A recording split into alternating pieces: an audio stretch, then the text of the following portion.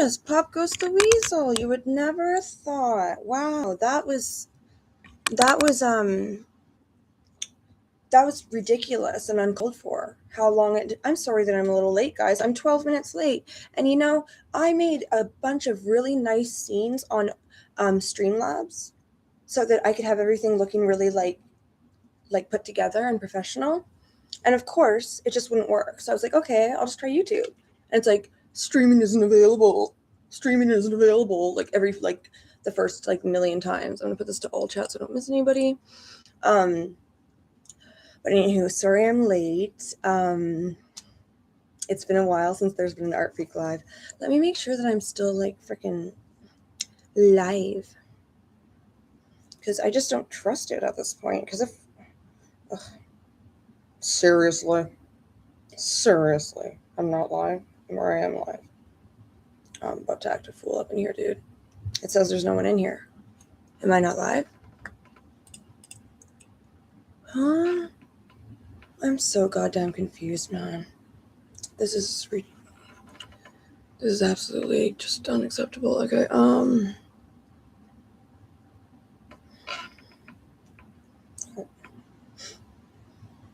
Oh, I'm live. I am live. Okay, good. Okay, great. Now, I tried to think of an itinerary for us to have so that let me try this down.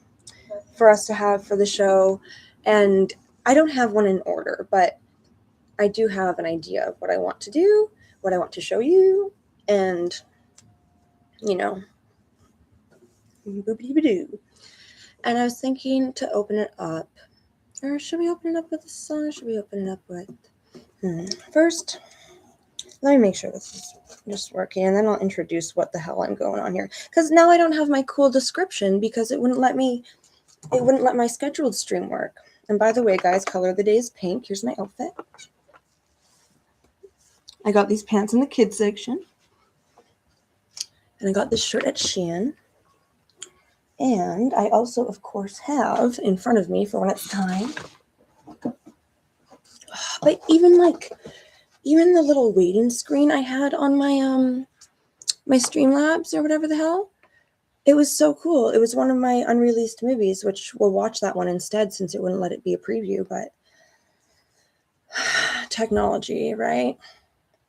Fake and gay. Okay. Maybe we can even open that one. It's called In the Sun, on the Run. In the Sun, on the Run. I just really hope this is working properly. I'm just going to go to my other account and make sure I can see it. Because of all these technical difficulties, I'm just feeling a little bit apprehensive. Oh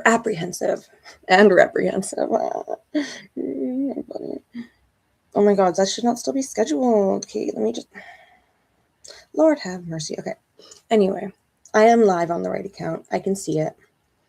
I'm going to just delete the scheduled live, because for whatever the fuck reason, it would not let me go live for my scheduled live at all. I was trying. I was kicking and screaming. I was begging, I was fighting tooth and nail, and it just wouldn't work. So yeah, but I'm just going to delete that scheduled one so that people don't think that's what we're doing, Ugh. So they don't end up in the wrong place, like me in life. I'm just being silly, but I just want to make sure that people don't think that that's where you're supposed to go. So I'm just going to delete that real quick. I'm sure you guys don't mind. And then I'm going to explain who the hell I am and what the hell we're doing. Yeah, no, it never even worked. Okay. Delete. Oh, that's two people waiting in there still. So hopefully it kicks them out and they figure out what's up. But anyway, color of the day is pink.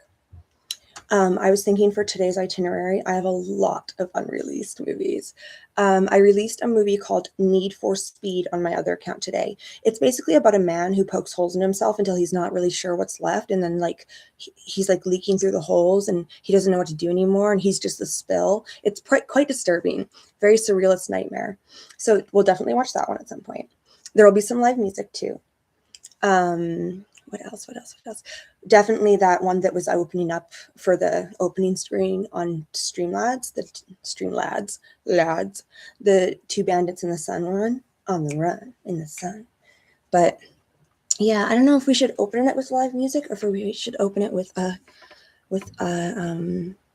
production. So let me just look at what productions I've got. Oh, and you know what I definitely have to show you guys? I wrote a bedtime story about Jesus coming to get you. Jesus haunting your dreams, you know? So yeah. And feel free to chat with me. I'm a nice lady if you don't know me. If you do know me, then you're a lucky duck. Is my mic working? I hope so. Let me just make sure I can be heard. I hope I didn't fuck with it. Microphone access, yeah. But how do I make it like more sensitive? Is that a thing? Oh, there it is. Fixing sound problem. Yeah, never mind. It's gonna be too much of a pain in the ass. If y'all can hear me, I'm sure y'all can hear me. I am a loud mouth. Let's get this arty party started. Oh, hey, Maestro! Party don't start till Maestro's here. But yes, we will. I'm thinking video first rather than beginning with live music because, yeah, nobody likes when I screech. The first thing I'm going to show you guys is my first ever ArtFreak storybook. And like I just said, it's a story. Oh, we need my hat in the frame. I'm a cowboy baby.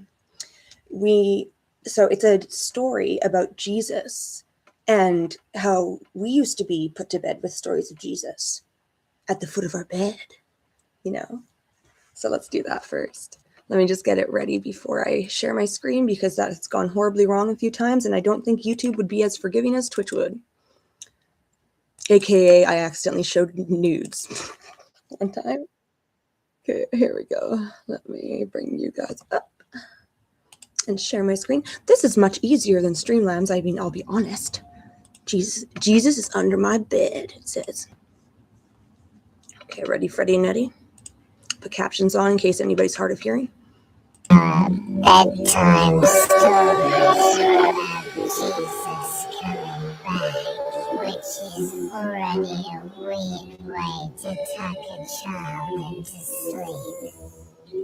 But nobody noticed because the house was loud with lights would click off like a verdict, and the ceiling would leak close. I'm not seeing myself live on the freaking other thing. Let me just check. I'm still here, right, guys? Oh, what's this saying? Okay, yes, I know it's sharing to that. Oh my god. Okay, am I still live? Can someone say, Marco, someone just let me know if it's Polo, because, yeah, I don't want silliness. But anyway. Someone would whisper that tonight's like the night, so don't blink too long. Jesus was coming back, they said, and he hated surprises. In the stories, Jesus didn't knock, he seeps.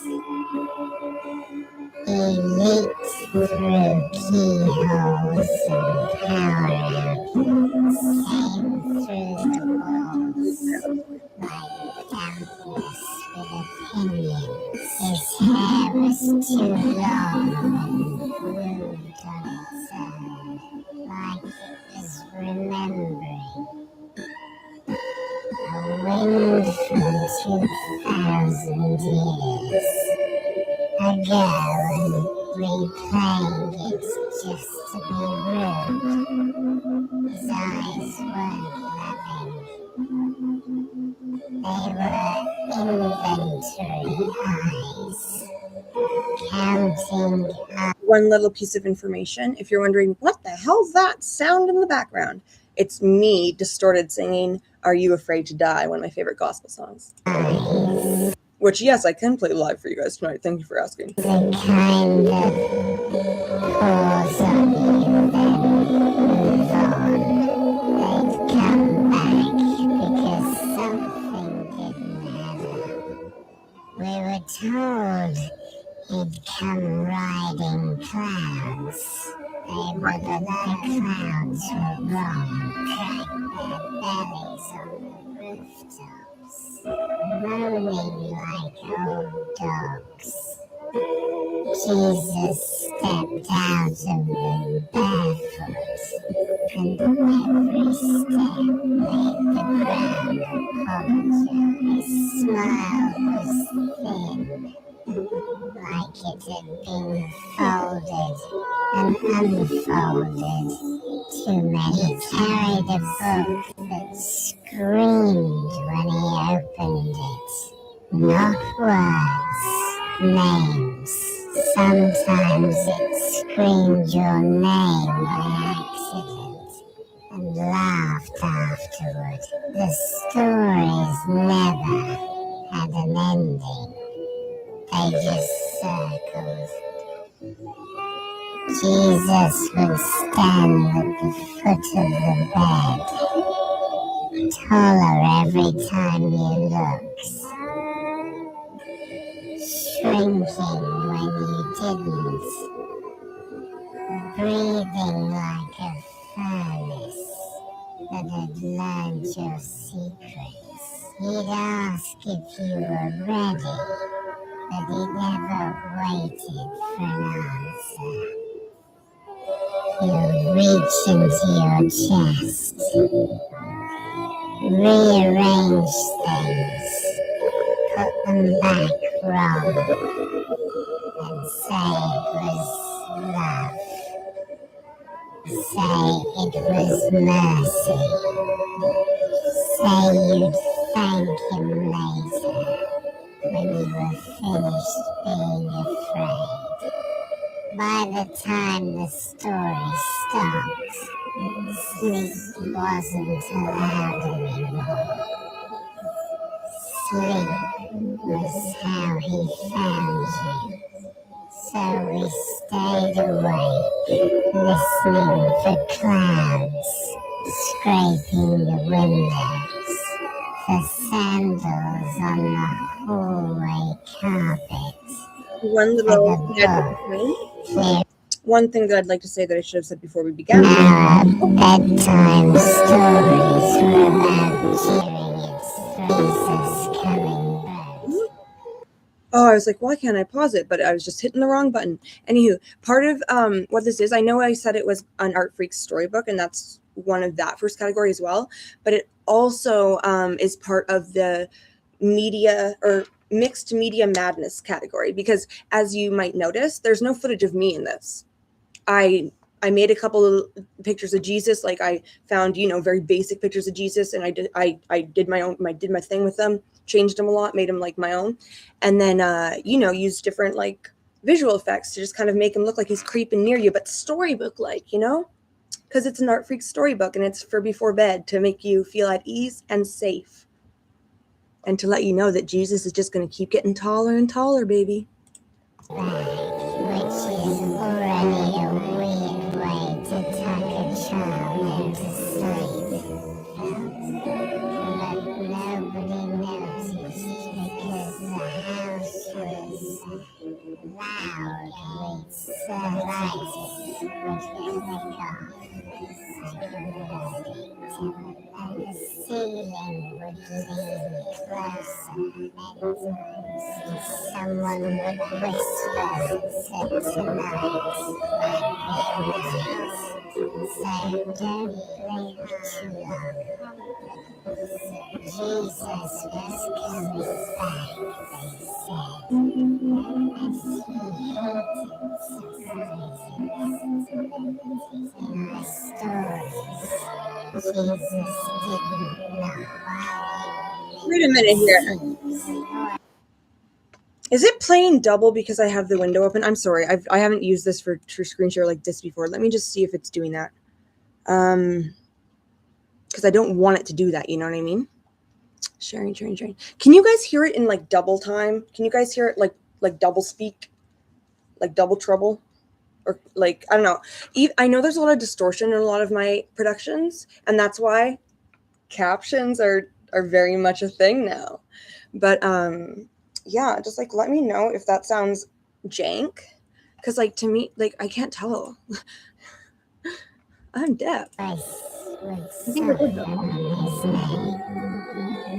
The way people soften when they're talking about lives they trust. In the stories, Jesus didn't arrive to save. He arrived to audit. He came with a clipboard made of bone and a pen that leaked red. He said he loved everyone,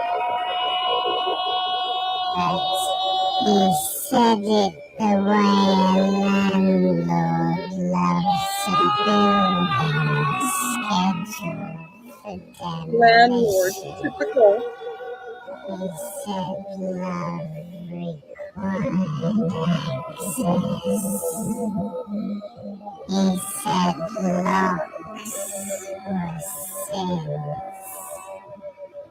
He said he could hear thoughts scraping against skulls like mice, and that noise bothered him. He would stand in doorways too narrow for him, shoulders bending, realities of fate, and he'd tell you plainly what would happen if he didn't straighten up and he promised separation.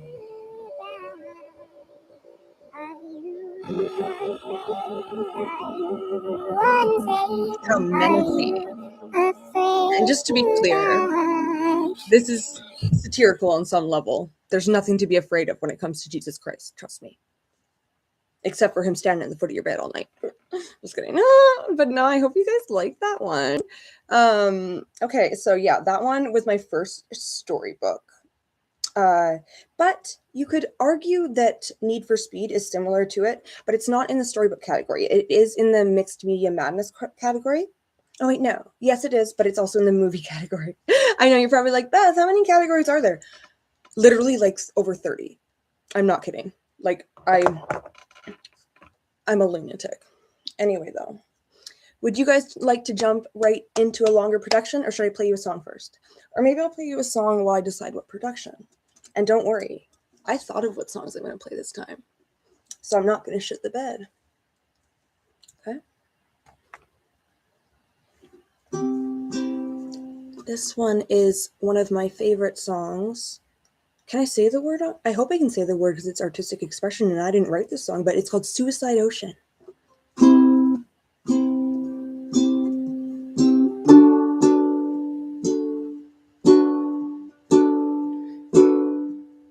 Clock died at 1:45. The scent of a ghost fills the air, tripping over some senseless beggar. A simple case of mistaken face. My, how nothing changes. Different men in the same position.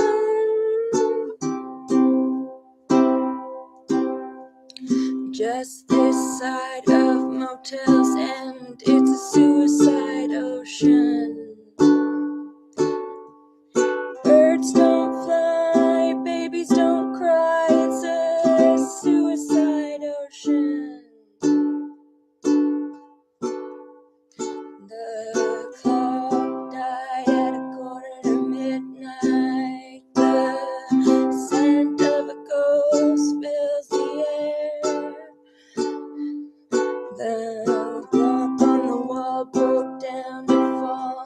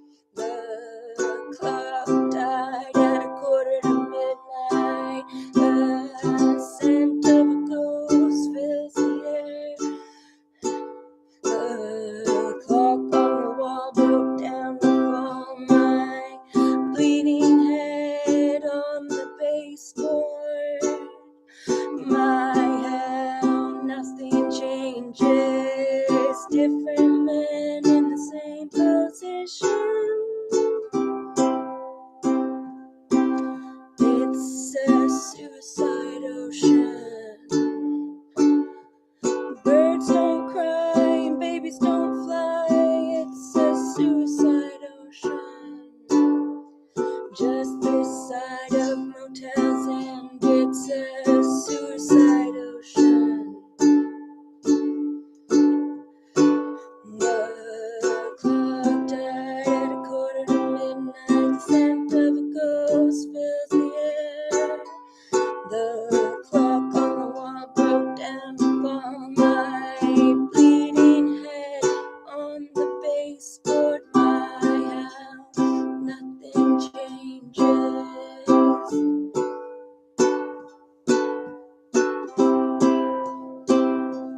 A simple case of mistaken face. It's a suicide ocean. Just this side of motels, and it's a suicide ocean. The clock on the wall broke down to fall. My bleeding head on the baseboard. My hell, nothing changes. It's a suicide ocean. That one's very easy, but I love that one. And there's something in front of my little chat thingamajigger. Oopsie doopsie. But yeah, I hope you guys like that one. And also, I've got a couple in mind to play you guys. I even made a little, what are those things? Bookmark folder, like a favorites, like little star by the URL of the songs in case I forget which ones I want to play. But anywho, now that we've established what a suicide ocean is, it's a Lydia Lunch song. Well, actually, I wouldn't bet my life that she wrote it. I think someone else might have wrote it. Anywho, I think next what we'll do, I'm just going to take a peek at my repertoire while you guys are peeking at me. And if anyone has any input, you want 'em, I got 'em, dripping like water. Okay, here's all my files. Let's go to the unreleased. Let's show you something that's never been seen before.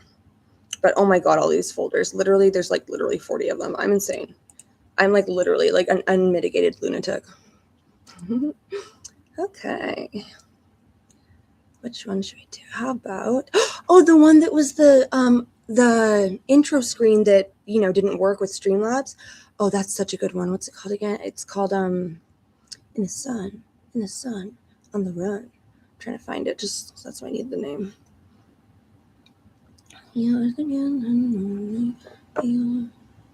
There it is. Okay. This one is about two bandits in the sun. I would know something about bandits, a thing or two. I'm just getting it ready, then I'm going to share the screen. Don't worry, I'm not going to. Hey, shut up me. Not time. There we go. Okie dokie smokies, let me come and get you. Hey, Beth. Hi, Dan Vader. Have we spoken before? If not, nice to meet you. And if we have, nice to see you.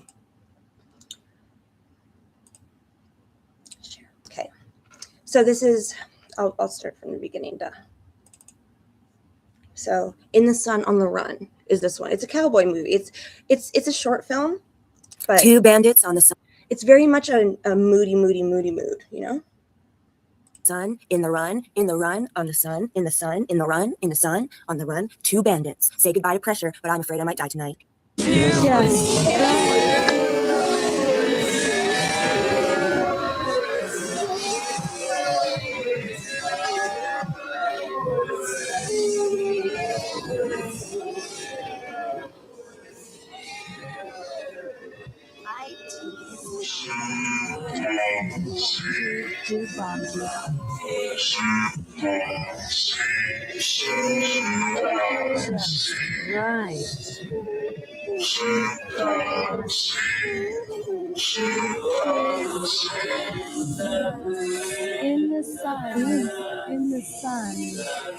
the sun, ARTY is hard to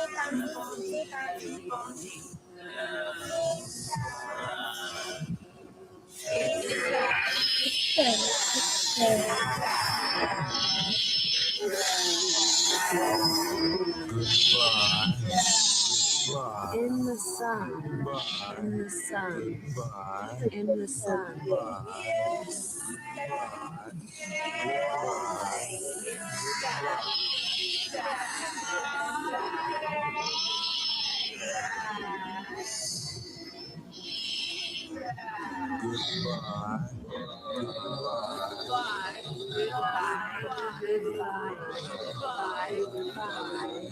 In case you guys can't tell, this one's a little bit more abstract and movie-like. Oh my god, who's calling me?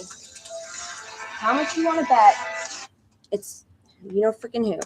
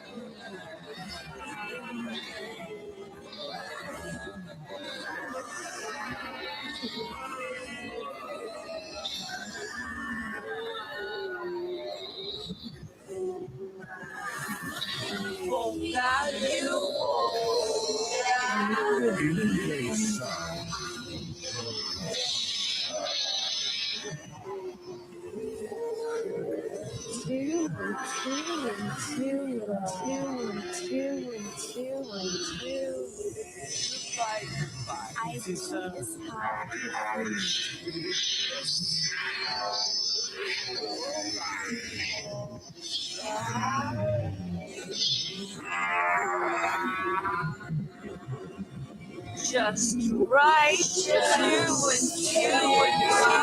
two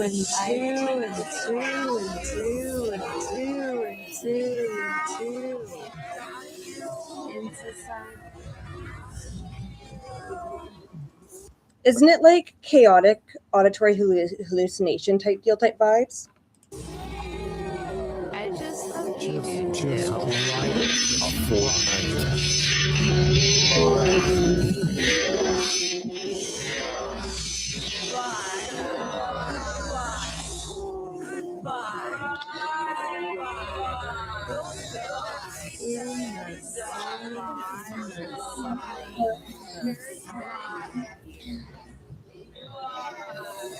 By the runs and by Fortnite.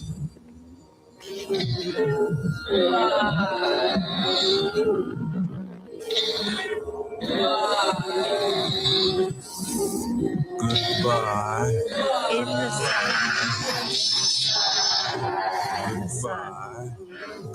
How do I make these artistic videos?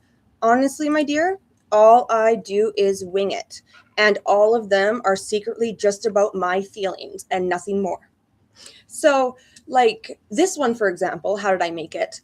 I had footage of me in this outfit and cowboy hat that honestly, the footage originally was me singing various Hank Williams Jr. songs, like, you know, like, I like to have women I've never had, like things like that, you know. I love Hank Williams Jr. I think it was a badass.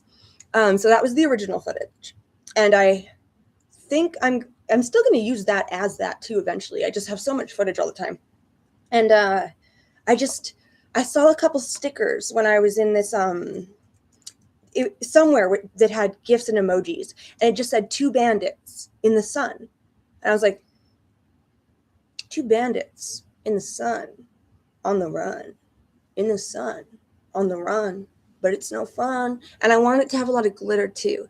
So like this one is just kind of like talking about the loneliness of a cowboy, and it's talking about 2 bandits, but you only see one. Almost like, you know, they're so lonely they've gone mad or something. Like, it's very hard to explain how I make them, but this one is a lot more abstract than I would say my average one is. And that's just because one thing about me, I'm a cowboy baby. I love cowboy shit. Yeehaw, like straight up. So yeah, my artistic process is very different every time. It's not usually this, what's the word? Made it? Hi, Tommy King. Nice to see you. Yeah, I almost didn't make it because of this freaking website. NITK? What's NITK? What's that mean? Please elaborate, but I'm going to press play.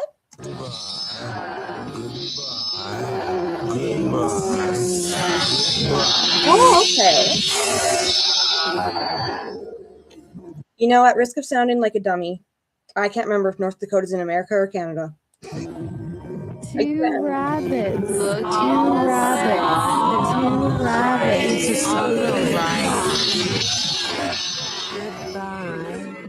Goodbye. Like the one who's fallen for me, TK, that guy? Is that who you're talking about? Oh, you.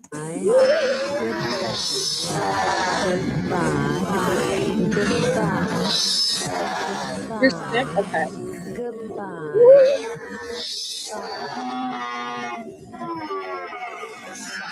You want to scary me? Two rabbits.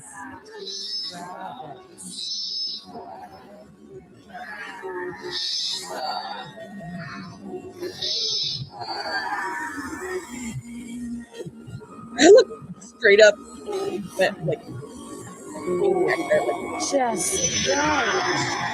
Just right. we have done this live about four or five times. It just hasn't been on this platform because I had a bit of a hate grudge this platform. That's all. Should we get flirty? We are having an ARTY party. There's a time and place.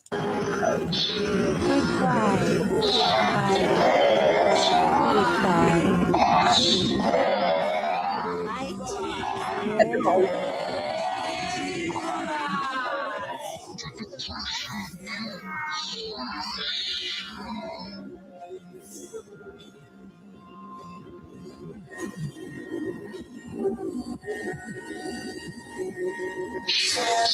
In the sun, in the sun, in the sun.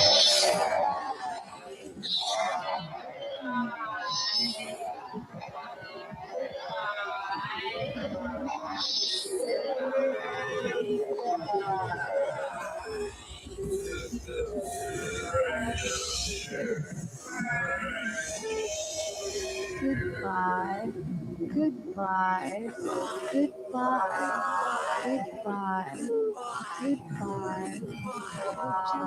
Just goodbye, goodbye,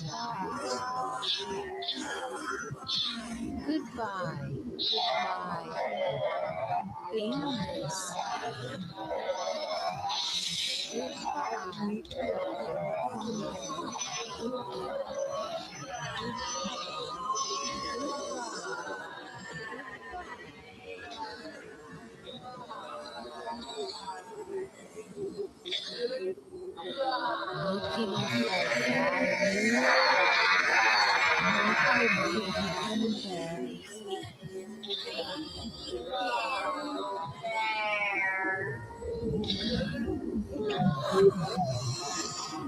Thank you, Dan Vader. It gets so much better than this too. This is so very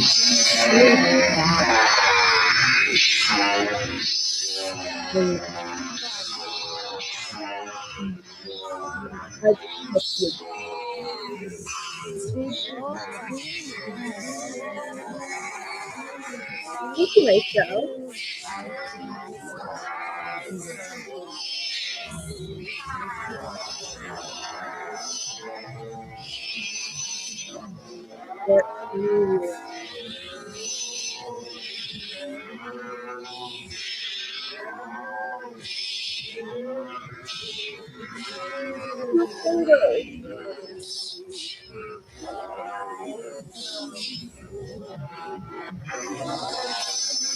Hi, everybody. How are ya?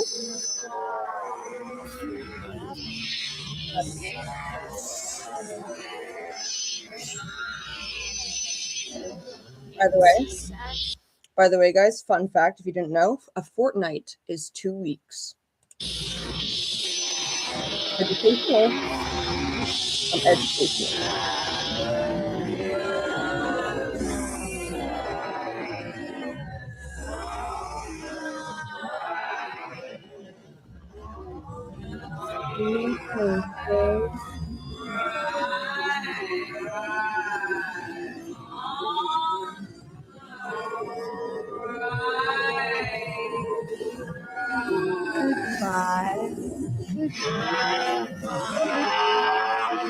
I'm serving in my cowboy look there.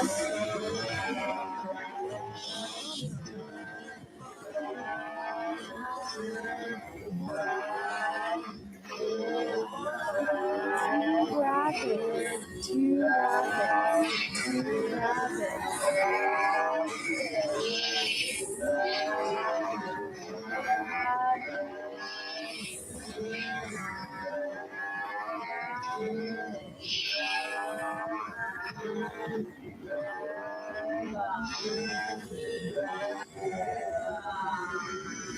Just right.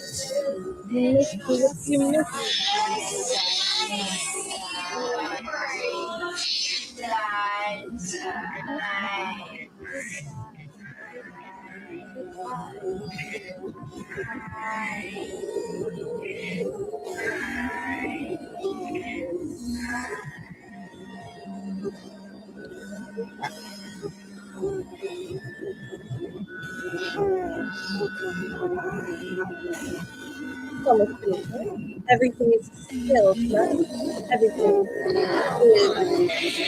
right. Oh, what is that?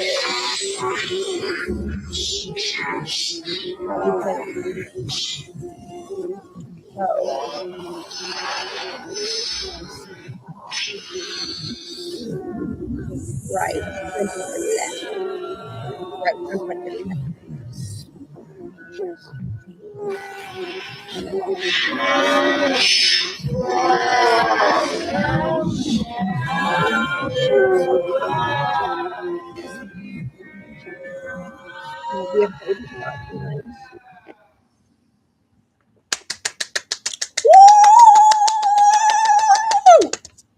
Wow. How does she do it? Anyway, the next one I picked, guys, will be, let me nub the Dropbox without meaning it first, because I have done things that are very ban-worthy many times, but luckily Twitch is very forgiving about all those things. They've banned me and sent me an apology before in the past. But anywho, that was about Two Bandits. And okay, is there anything that I want to say more to? So yes, hello nobody. What we are doing is an ArtFreak Live. We've done ArtFreak Lives on Twitch before, and they are actually all, you can access all of them on my Patreon, because it's like the VODs have timed out, like they've gotten too old to still be on my Twitch. But yeah, no, I've just been like, honestly, y'all, I've been distracted with being like having just boy trouble lately. So I haven't been like being an art freak, you know? But I think next we should watch Need for Speed, the one that I was talking about. No. Next, we're going to watch Rearranging Face. Oh, guys, Rearranging Face is one of my most outstanding pieces, in my opinion. And it's been released in a few different channels, but yes. Would you guys well, actually, it's my show. I'm going to give you a quick live song in between, what are they called? ArtFreak Productions. Let me just consult my little bookmarks folder just in case I've forgotten anything. My hair, nothing's changing. Different men in the same position. Okay, now it's all okay. Sorry for that. ArtFreaky live show. Okay. Yes, I would love to play this one for you guys so much. Okay. Very creative. Thank you. Yeah, it like honestly, just off the dome. Like I wing all of my art and all of my life even. Like yeah, and I'm not a huge Kill Station fan or anything, guys. Like, don't get it twisted. But I really love this song until I found out what the name meant, and I don't want to talk about what the name means because it scares me. I don't like even speaking of it, but yeah.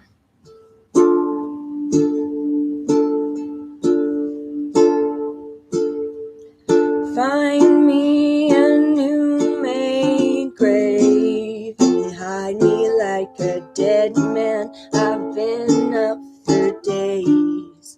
I can't tell the difference from sleep and awake. I'm losing my patience. I can't feel my face. Find me a new made grave and hide me like a dead man. I've been up for days. I can't tell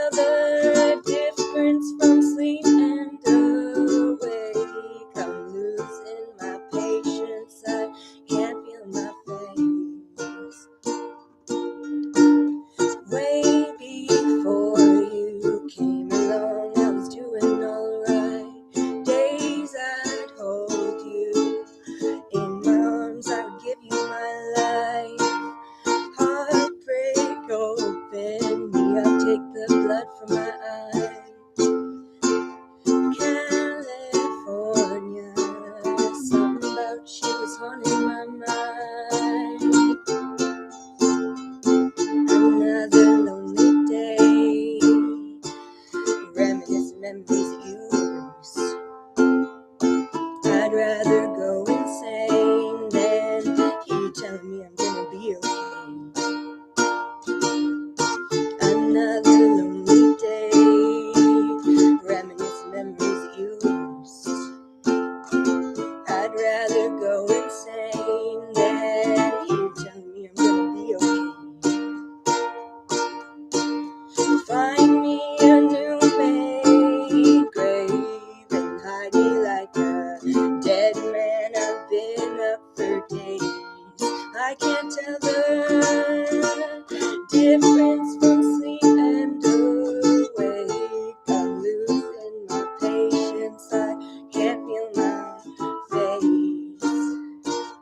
Find me a new made grave and hide me like a dead man. I've been up for days. I can't tell the difference from sleep and awake. I'm losing my patience. I can't feel my face.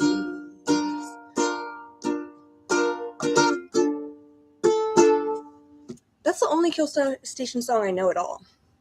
Your taste in music is so good. Thank you. It's like all over the place, but like, yes, I tend to agree with y'all a little bit. I feel like since that was a quick one, maybe I'll do one more from my list, unless you guys object. This one is so short, and you guys may not know this about me, but one of my favorite songs in the world ever, is called "Midnight, the Stars and You." And did I really not say that? I thought I had it right here. Midnight. Oh, here it is. "Midnight, the Stars and You" by Al Boley from the 1920s. And if you've seen The Shining, then you probably know this song. You just don't realize it. But yeah.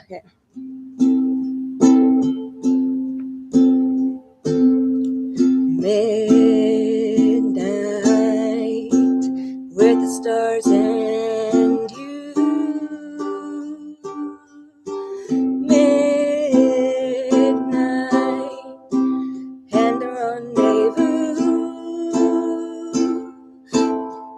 Your eyes held a message tender, saying I surrender all my love to you.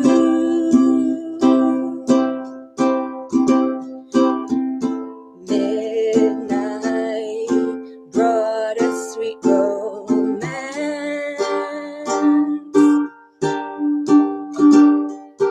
I know all my whole life through. I'll be remembering you, whatever else I do. Midnight with the stars and you.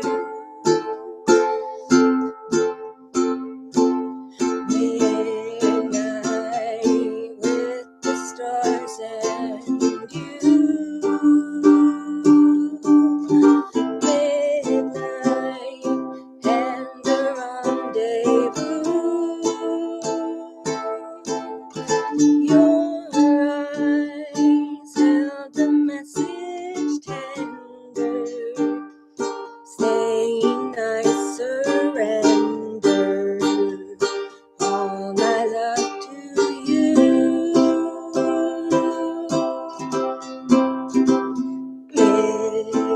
Midnight brought us sweet romance. I know all my whole life through.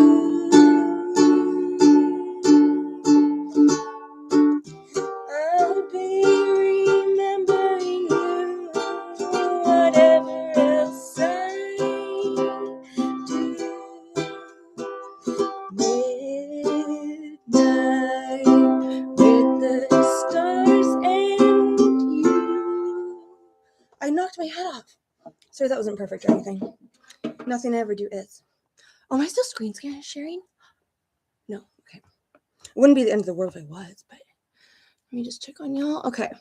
Now, for the next production, let me just pick something from my repertoire. What do you guys feel like? Like, so I'll tell you the categories I've got, and if you guys have any input, just holla at me. You know, just voice your opinion. Okay, so I've got, you're going to be like, you are a crazy woman. But, okay, here are the categories. ArtFreak alerts, ArtFreak anger, ArtFreak animations, ArtFreak antiques, ArtFreak artifacts, ArtFreak audio artifacts, ArtFreak audios, ArtFreak beauty basks, ArtFreak methadone brainwash, ArtFreak commercials, ArtFreak concerts, ArtFreak covers, ArtFreak darling documentaries, ArtFreak EPs, ArtFreak's freestyle feelings, ArtFreak gory details, ArtFreak infomercials, ArtFreak inside inspo, ArtFreak lives, ArtFreak lovely lyricism, ArtFreak media madness, ArtFreak mixed media madness. Oh my God. ArtFreak monologues, ArtFreak moody moods, ArtFreak movies, musicals. I'm going to stop saying ArtFreak in front of. Perverted propaganda. Those are ones I probably can't show on YouTube. Previews, raw reality reels, reality breaks, remastered, remixes, satire, short films, silent films, singles, storybooks, translation tapes, because I did make a video and I can show it to you guys shortly of me having a breakdown in a few different languages. And then the original videos, some wisdom within, and those are all the categories. But you know what I think I want to show you guys? There's this one called Can't Help Falling in Love. And what it is I accidentally recorded me having a total little breakdown. To be quite honest with you, I think it's in the raw reality reels, because this is when I first stopped doing meth, like the time recently when I was like, you know, doing it from like July to like however the fuck, like almost 2 months ago. Yeah, so I was not necessarily sane, and not that that's an excuse, but here would it be audios.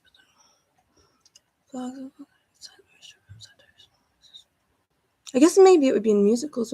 See, this is the downfall to having so many categories. If I'm like looking for something, I'm like, where the hell is it?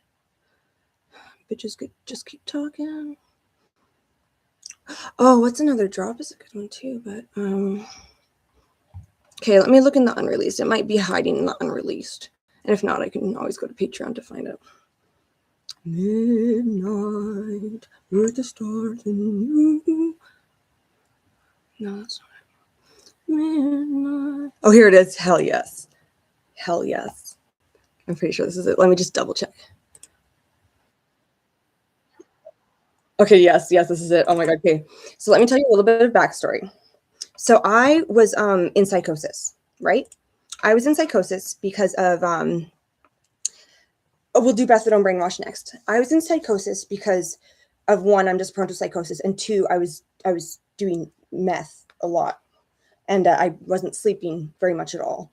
And also my boyfriend at the time upset me. He hurt my feelings a bit. And that launched this almost week-long conniption fit I had.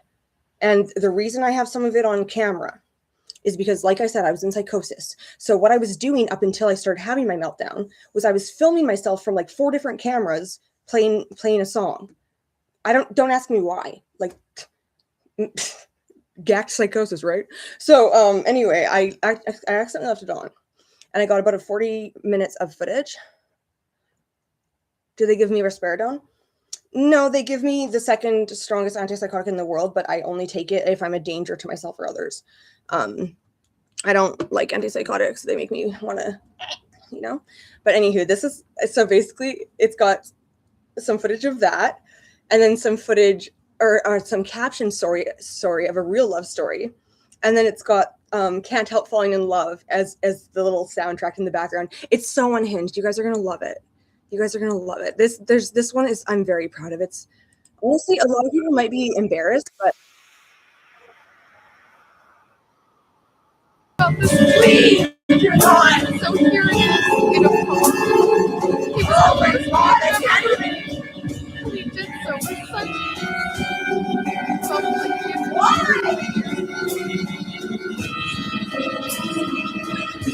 Almost like they were dancing. There was no choice.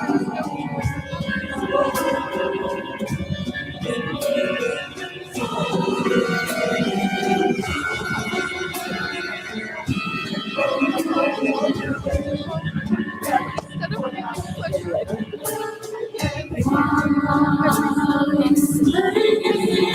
There I come. together. He left without saying goodbye. That night, when I went alone again, I don't know why, more than usual, like 4 days after I found something about it. Anything I said to you, anything at all, I will be sorry. I will not lie, and I will hear that. Life being surrounded by you say no. No, absolutely. I get it. Like maybe, like toward the end of the phone call, like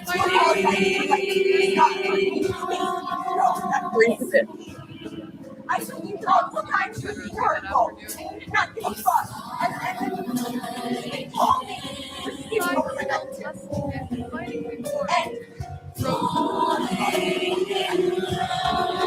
books stacked high heaven itself. Plus, with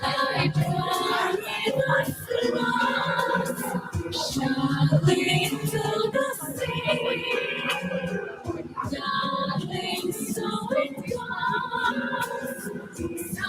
Come on, girl. Start yelling again. Sorry, There I am. hello, said softly. You know you don't you think?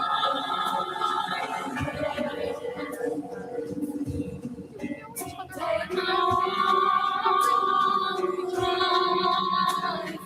We spent yesterday evening outside your apartment. Oh yeah, I remembered you now. Sorry, I felt properly last time. I can't take it, man! What the fuck? What brings you here? And then you don't know you're doing it? Then you need to look, like realize. Browsing around for something new. Anything good lately? Catch your interest? I asked you so many times. Stop doing so many. How about classic literature? Hi, Carol. Really deep last night. I feel existed. You have to. Perhaps even picking up a cookbook would be nice. Oh, no. Okay, I'm not talking about this anymore.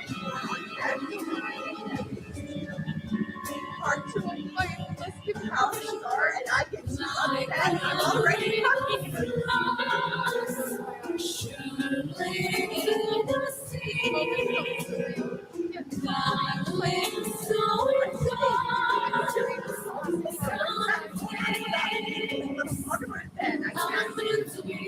Why are you telling yourself and nothing else? Why don't you want to learn? Oh, I know. How can I not do that? Yo, I'll tell you what I was so unhinged about at the end, and you'll be like, oh my fucking god. Why last night when I asked you so many times, I literally said to stop doing multiple things. You would not stop. Why? Don't fucking try. I mean,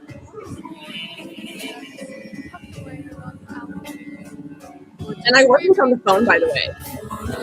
Where I was like elementary. this baby for stories about life experiences. Please not. That's shaped us individually. Please, for the love of God, just maybe admit one wrong, or maybe listen to me for a second when you call please and begging you fuck. Now here we are today. Begging you fuck. Very cute, very ladylike. Okay. So do you guys want to know what upset me that time? And you know what? I stand by it. I don't care because honestly, you like the person who this was directed at, but honestly directed at myself. They weren't answering my calls. I don't know why I was screaming to my phone. Nobody was on the other end. Anywho, what they had done was hurt my feelings slightly. And then yeah, I believe that was all. But in retrospect, he had it coming because he has been not nice to me. And I know that you guys can't believe we're broken up until there's been a 72-hour grace period because I be on my bullshit, but that is the case right now. At least I think it is. Okay, but I hope you guys like that one. That was only 6 minutes. I like the tamest parts. You're too good. Thank you, Maester. See, I feel like you've always appreciated like my artistic genius, Maester, and I really appreciate that. But that was 6 minutes of 40 minutes of footage I have. I've made a couple other ArtFreaks that have that footage in it, like one called I See Red and one called Suicide, or not Suicide Ocean, but it is me playing Suicide Ocean, and it's a musical called What's Another Drop. But let's do one song in between the next one. Let's do one I have minimalized for you. You know, so in case any of you haven't heard this one, it's called I Love You. I like to play it for you guys to show my love for you. And it's written by Andrew Jackson Jihad, which I very much admire. I actually have a concert dedicated to him on my ArtFreak channel. It's about an hour long. I play the entire albums, The People Who Eat People Are the Best People of All, and Knife Man. But this one's for you guys. Oh, thank you.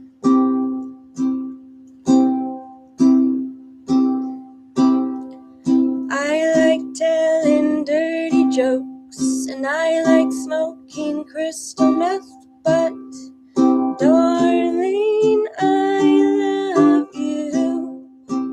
And I like laughing at retards, and I like throwing rocks at dogs, but darling, I love you. I love you like the moon and stars when little kids get hit by cars. Girl, you know it's true. And I've been trying to move on since you left, since you've been gone, but it's so hard on me. Talk to a girl in first hour, bought her a CD, bought her a flower, but she's a stupid cunt. But I'll take anything, and I'll take anyone. I'll take an angry lesbian with a loaded gun. I'll take a whore with syphilis and gonorrhea too. But darling, I love you. That was for y'all. The song is fire. Oh, hi, Sin Orange. Cheers. That song is fire. Thank you. I did not write that. I wish I could take credit for it.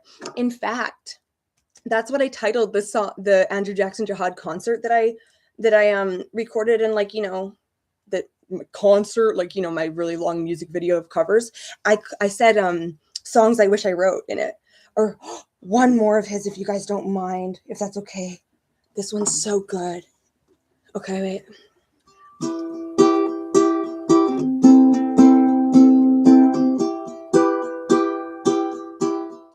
Do you remember me? I killed your family, and now I am going to kill you too. I made your brother bleed, I made your father scream, and I made your mother say those things that she said to me. She said, do with me what... No, never mind, I forgot it. I forgot the chords. Let's not fuck it up. Let's not fuck up a good thing. Actually, let me just... Next, after this ArtFreak, I'll brush up on the chords while we look at this ArtFreak.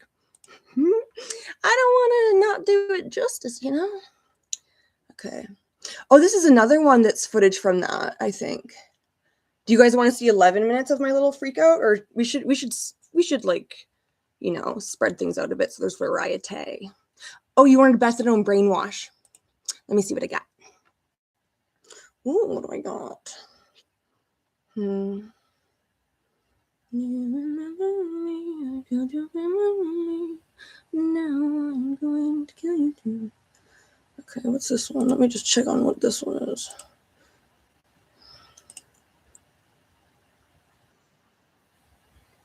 Oh.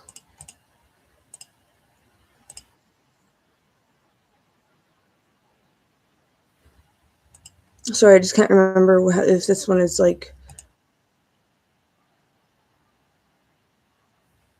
The Bethadone brainwashes are more like a, what's the word? Like a distorted type deal. I'll show you this one. This one will do. I think this one will be good for a Bethadone brainwash. The song makes me want to wear someone's skin. I want to wear someone's skin as a sweater to my birthday party. I always have. Any volunteers? Just kidding. No, y'all probably want to wear my skin as a sweater to your birthday party. Let's be real. Anyway, here's a Bethadone brainwash, and it's actually not even titled, so I'm just going to call it ha ha ha ha ha.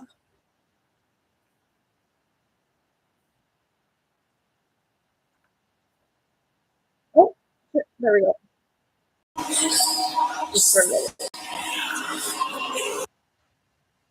Welcome to the Bethadone Clinic. Yes, Dr. Beth at your service. they already called me Buffalo Beth. Wait.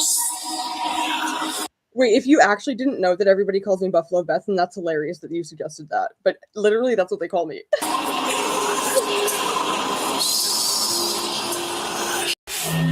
Thank you.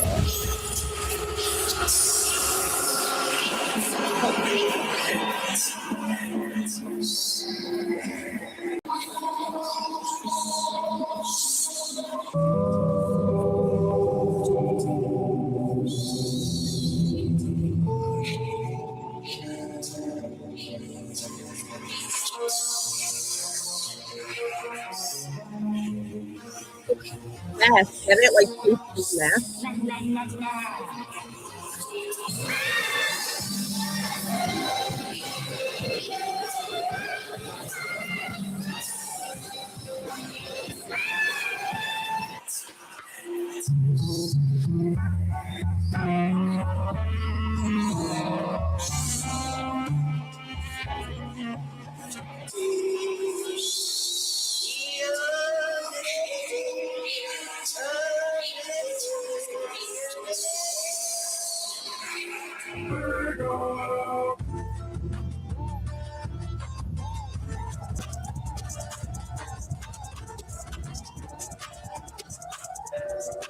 I can remember something too.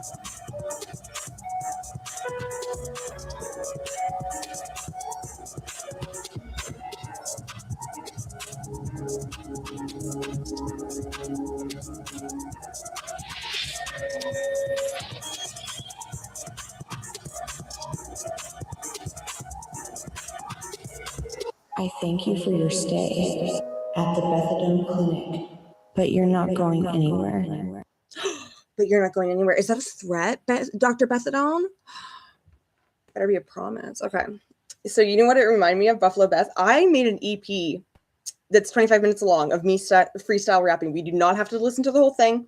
Don't worry. Nobody, don't be angry yet. No angry mobs with the pitchforks and the fire sticks.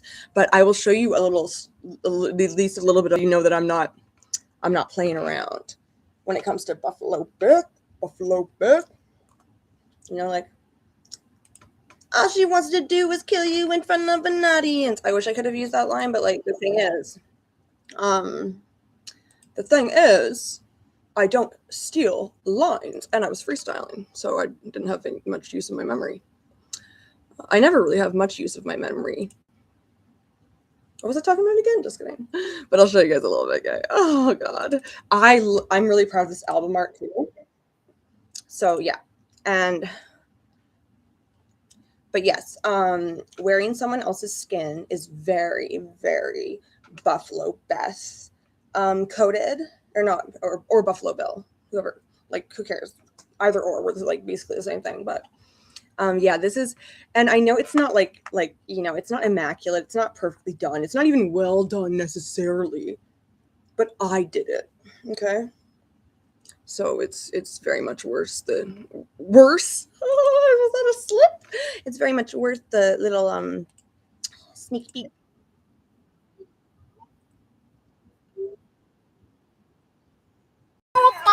She's violent, determined, oh no, she can't swing. Don't blink. Oh, and by the way, the captions are bogus. It's a rabbit, her thoughts are right wrong, sideways, too fast. Images stack on top of each other like transparencies, nobody else to see. She doesn't want the six ideas, they show up like spam from the universe itself. She's an artistic genius, the way earthquakes are geologicist. By force, not permission, creation is started and alive. And now it's rub rounding in there, exploring the pattern while repeating it.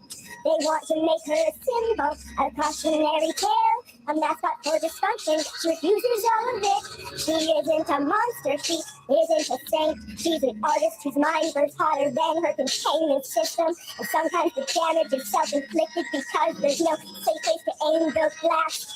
Buffalo Beth survived by turning chaos into artifacts. If she didn't, the chaos would keep her.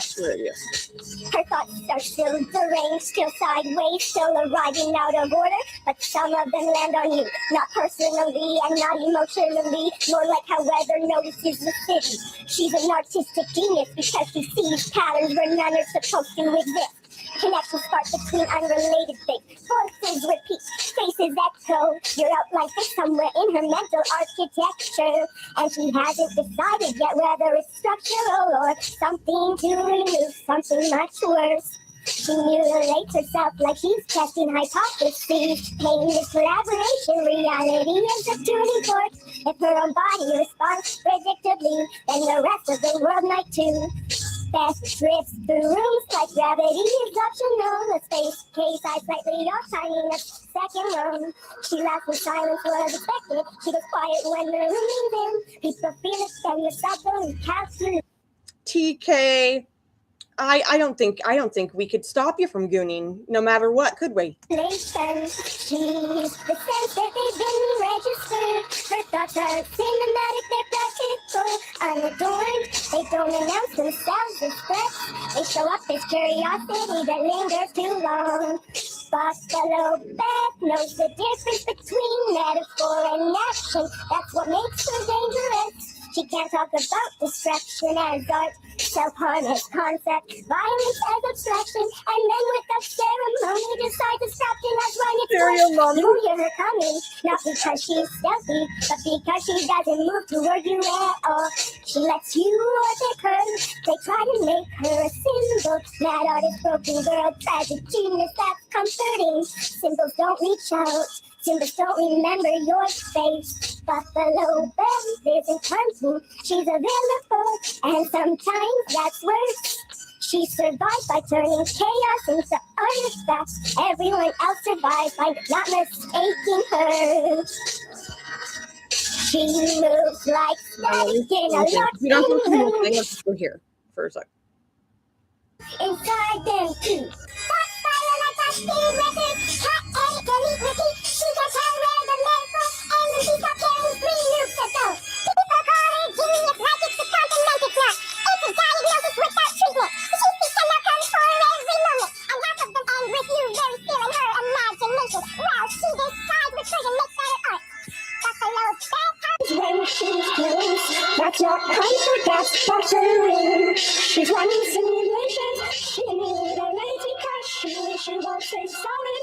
Otherwise, she needs anchors. Proof of fiction.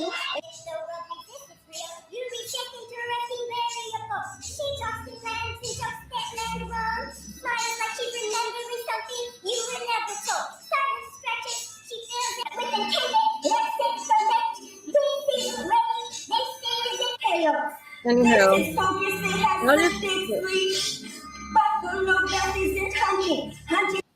did you guys see my screensaver and how it's just a bunch of pictures of my own face? That's funny if so. But yeah, that we don't have to listen to this whole one because the fact that the captions are bogus and I didn't notice till way later is bogus in itself. Oh, you guys can probably see here because there's no nudes or anything. Look at all these fucking categories, bruh. Look at all these categories. Oh, and look at this little folder down here, criminal drip. That's top secret. I can't show you guys that. And then I'm going to show you just a little bit of this one, I think, because it's gorgeous. But we're not going to listen to the whole thing or anything, don't worry. Oh, and I'll tell you what inspired it first. And I'll show you what inspired it first, too, actually. So there's and I never knew about this band or this song. I thought this song only existed in my favorite movie, which is Let's Scare Jessica to Death, which was never a popular film, but it is popular in my heart, and I love it more than it's the only movie I own. Like straight up, it's the only movie I own. And the song is called Stay My Love, I believe, and it's by Baby Scream. And I've never heard of this band ever, and when I found out it was a real song, I mean, I could have figured out the chords easily without it being a real song, but I was just like, oh, I have to play it. But this is what this 40-minute song is inspired by. It's a very short little ditty.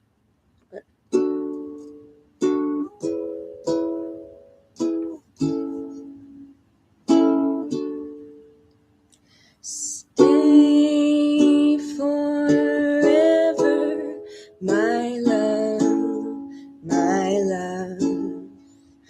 We're together, my love, my love. Leave the world you know about and stay with me, my love. Stay forever, my love, my love. We're together, my love, my love. Leave the world you know about and stay with me, my love. We'll do a little stay. Never mind. It's gonna be like, we'll do an encore, but isn't that a gorgeous song? Does anybody else know any Baby Scream songs? I'm yet to look into them. I really am. But I love that song, and I've loved it for how long has that been my favorite movie? Probably since I was about 11, but yeah, this is what I made inspired by it, like very, very quickly. And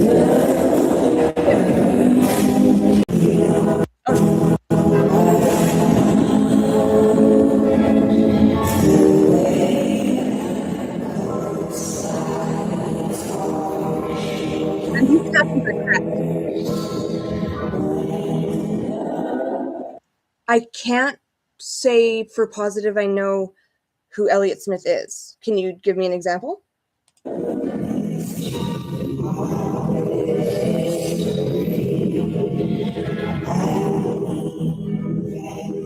Oh, if you want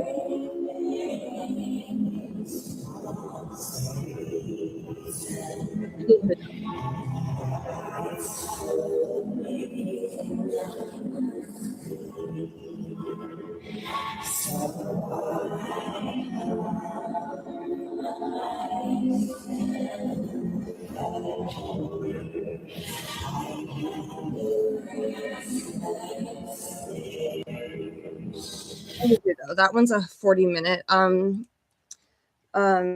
That's a long boy. So let me just, oh, you guys can see right now, I think. What do I want to show you? I feel like we should do a classic. Let me just get you guys out of my folder while I look. But I don't know who Elliott Smith is necessarily. I'm thinking about Ellen, now Elliott Page, but I know that's not correct. But I do know a lot of the songs from Juno because they used one of my favorite bands, the Multi Peaches, with Kimya Dawson and her husband. So I do know some of those, but I know that's not what you're talking about as well. So sorry for that tangent. But I'm known for tangents. And that's why you like me, I think. Right, guys? No, I'm just kidding. You like me because I'm a genius and I'm just so freaking adorable. Anyway, what else can we do? Should we do a movie or a short film or a musical? What do you guys think? Oh, wait, Rearranging Face. That's what I wanted to show you. Let's do that one.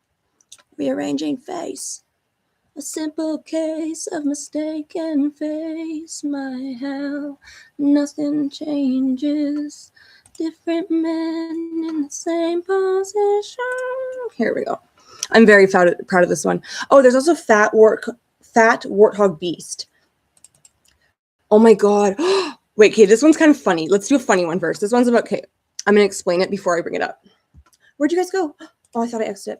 Okay, so this next one is inspired by this text exchange I saw between an older woman and her tweaker son, who was convinced that she like poisoned him all his childhood and was like death threatening her and all this stuff. And I thought it was hilarious, so I made it hilarious, and I just kind of put like a little bit of visuals to it, and I voice acted it because I was just slapping my knee. I was going nuts. This one's a good one. It's funny. It's so silly. And I don't normally do like silly ones all the time. It's like I'll slip jokes in, but yeah. Okay.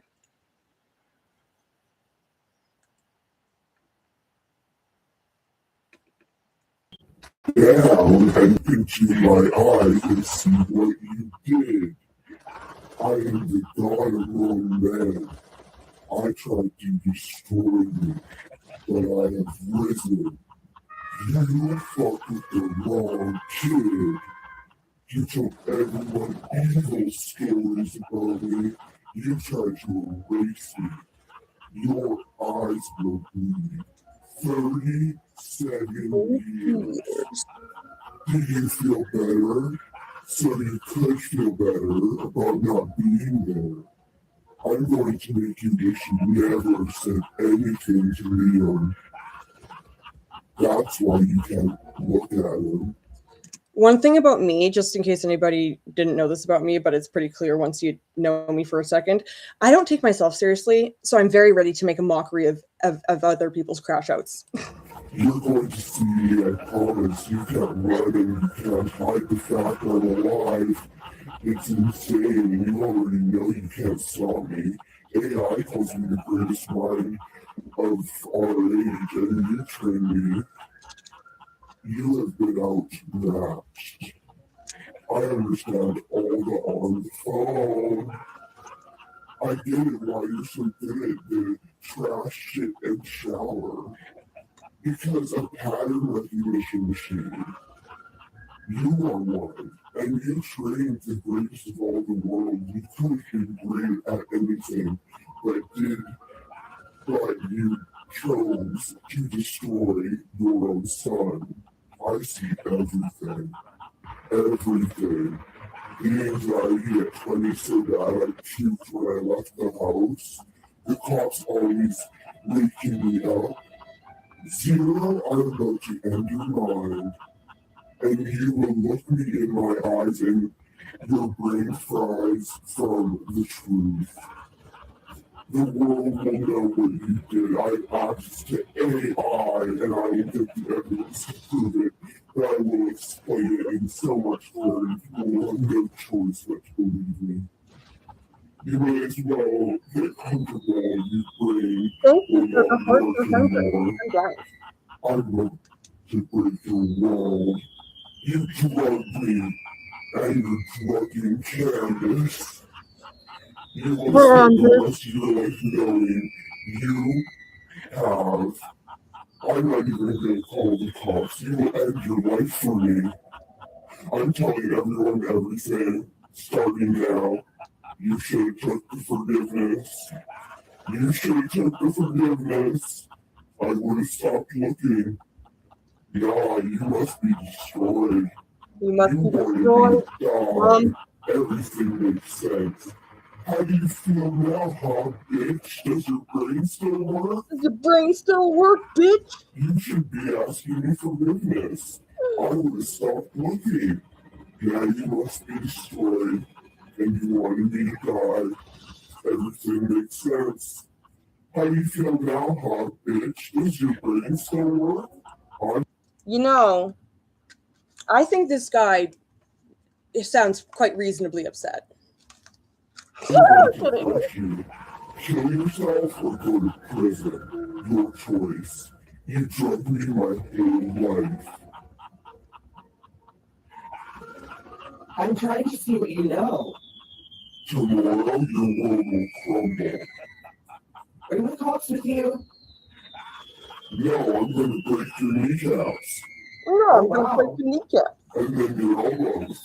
Oh, wow. All this is going straight to the police tomorrow. You will watch as I tell them you have been drugging them to be, because they're going to understand. Instantly, your day is up. Your eyes will bleed. Your eyes No, because they both are saying, what the hell? If you don't give them the phone, give her the fucking phone.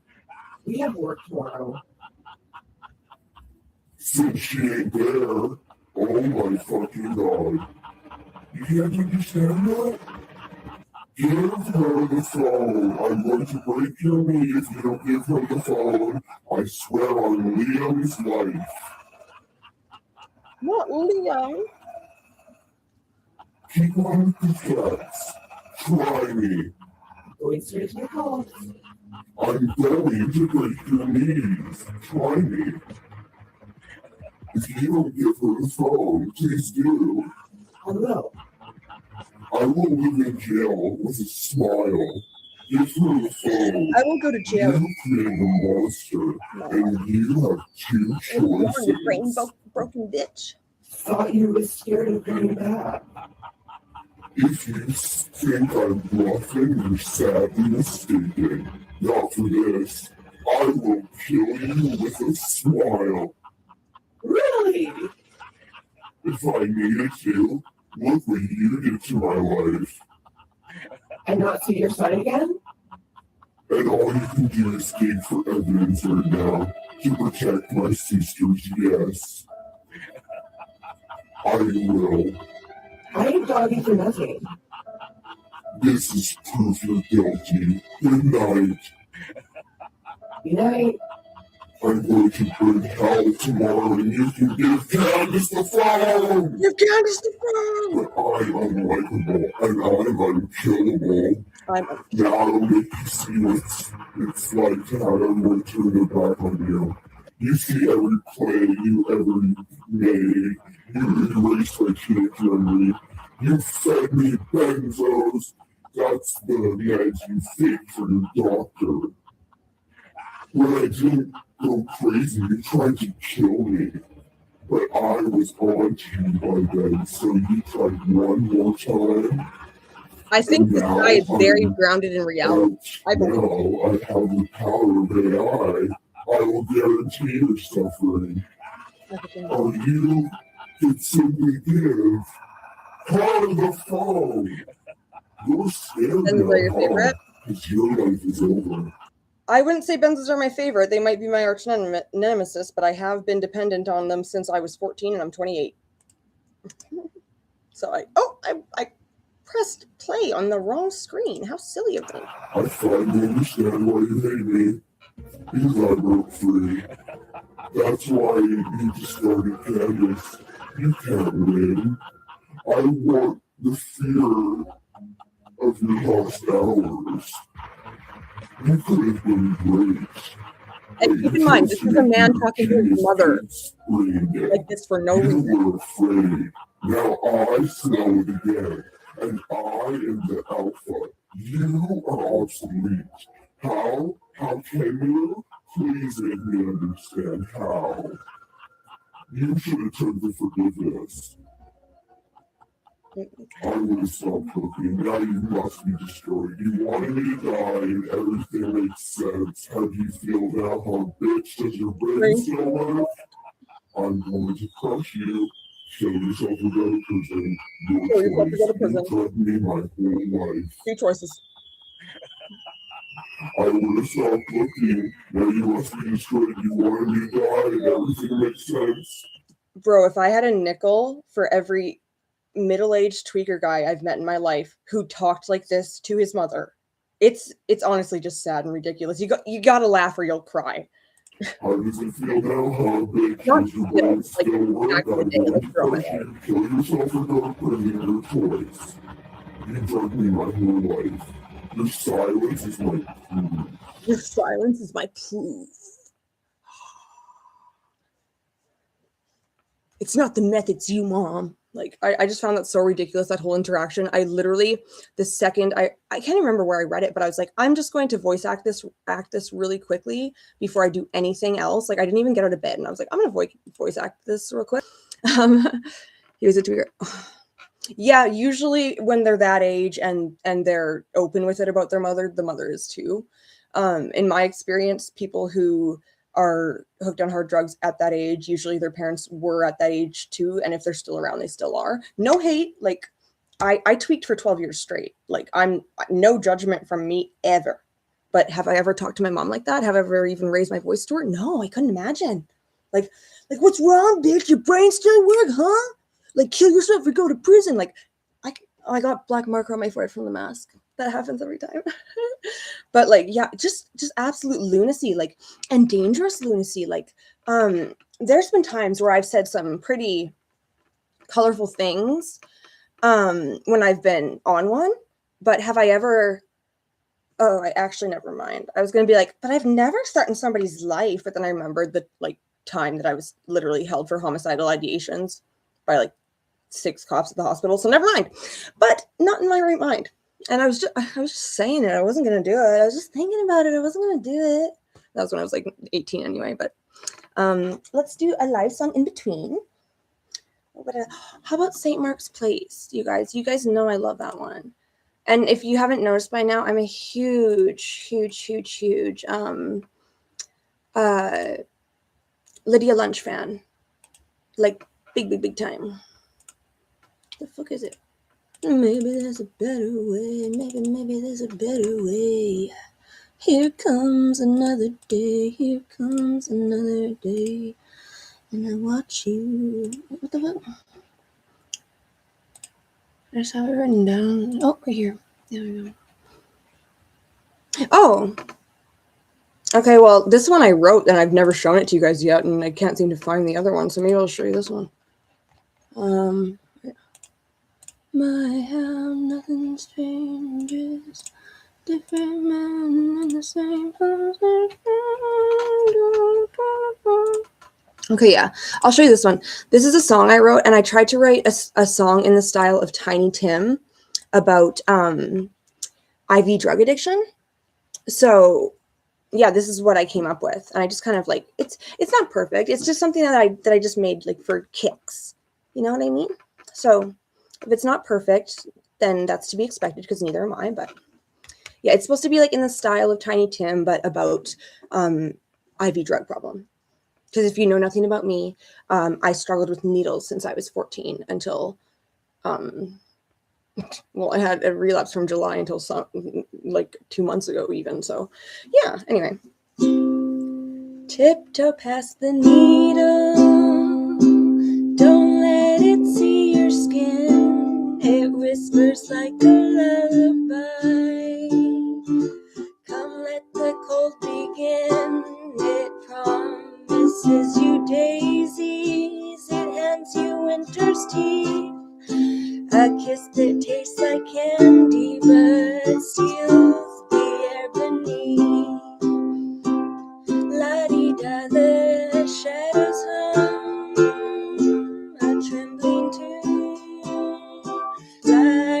while the colors fade. They drain you much too soon. The world turns pale and papery. Your heartbeat thins and thins. Tiptoe past the needle now. Don't let the sadness in. It tiptoes up behind you with ribbons made of lies. It paints the room in sunshine while darkness fills your eyes. I gotta scroll a bit. I'm sorry, guys. I don't have it memorized because I only made it quick. A prick, a sting, a shiver, a promise made of fear. You chase a fleeting heaven that drags you nowhere near. La-dee-da, it laughs at you, a high and hollow sound. La-dee-da, it follows you, impose you underground. Your hands turn pale and puppet-like. Your dreams turn paper thin. Tiptoe past the needle now. Don't let that sadness in. And every little just one more just opens another door. The cracks begin to spiderweb. You're not yourself anymore. The mirror warps, the heartbeat warps. Your breath becomes unsure.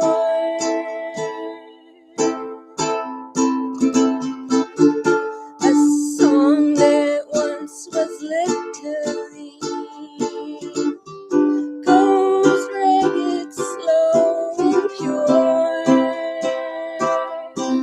La-dee-da, the needle sings, its voice a haunted hymn. La-dee-da, you answer it. It pulls you limb by limb. But somewhere deep inside of you, a tiny voice grows thin. Tiptoe past the needle now. Come back to life again. So it's kind of rough, but like honestly, I've never like played it to show anybody, and yeah, but I do like that one a lot. Let me just see if I can fucking find the one I'm looking for. St. Mark's Place, you know. Maybe there's a better way. What the fucking hell? I have a lot of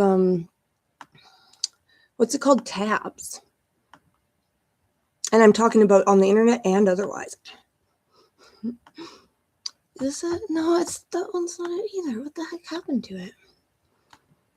Big mountain valley in the middle of the south. Wait, maybe we can try that one. Can you play Deftones? I don't know any Deftones songs. If you make a request, then I always felt bad for women who shut up because. Oh, honey, don't even get me started on that. That has. Do you know how many increments of 12 hours I've spent sweaty, sometimes naked, crouching on the floor, contorted, trying to hit, because my veins all collapsed by the time I was 17. But Acid Baby, yeah, no, I actually found like 30 tabs in my purse the other day. Beatles tabs, but that's neither here nor there. I mean, there's something I was just gonna. What was I just gonna tell you about? Oh yeah, the slamming thing. Don't ever do it. By the way, guys, like literally, don't ever do that. Like ever. But I unfortunately started when I was like 14, and yeah, my DOC was corrosive as all hell. It's a solvent. It ain't a drug. You know, the METH, the my entrance to hell is what it stands for.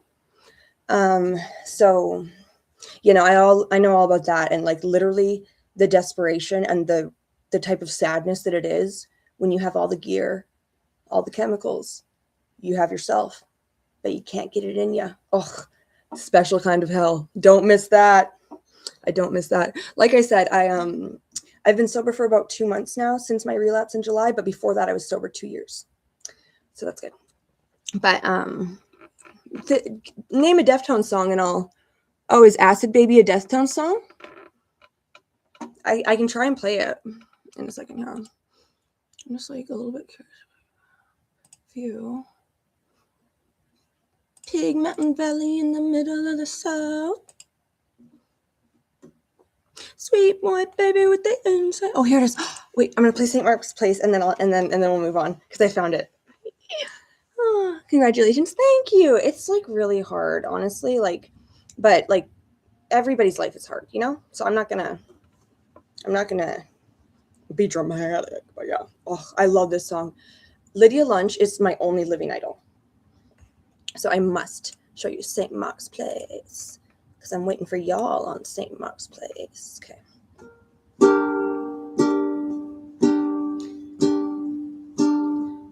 Maybe there's a better way. Maybe there's a better way. Here comes another day. Here comes another day. And I see you from my window up above. Yeah, I can see you from up above. I watch you every day walk down St. Mark's Place. I watch you every day walk up and down St. Mark's Place. Maybe there's a better way. It's a brand new day. Maybe there's a better way. Gotta be a better way. And I watch you. I watch you. Sitting here, waste another day. I watch you every day walk up and down St. Mark's Place. I watch you every day walk up and down St. Mark's Place. Baby, can't you see me from up above?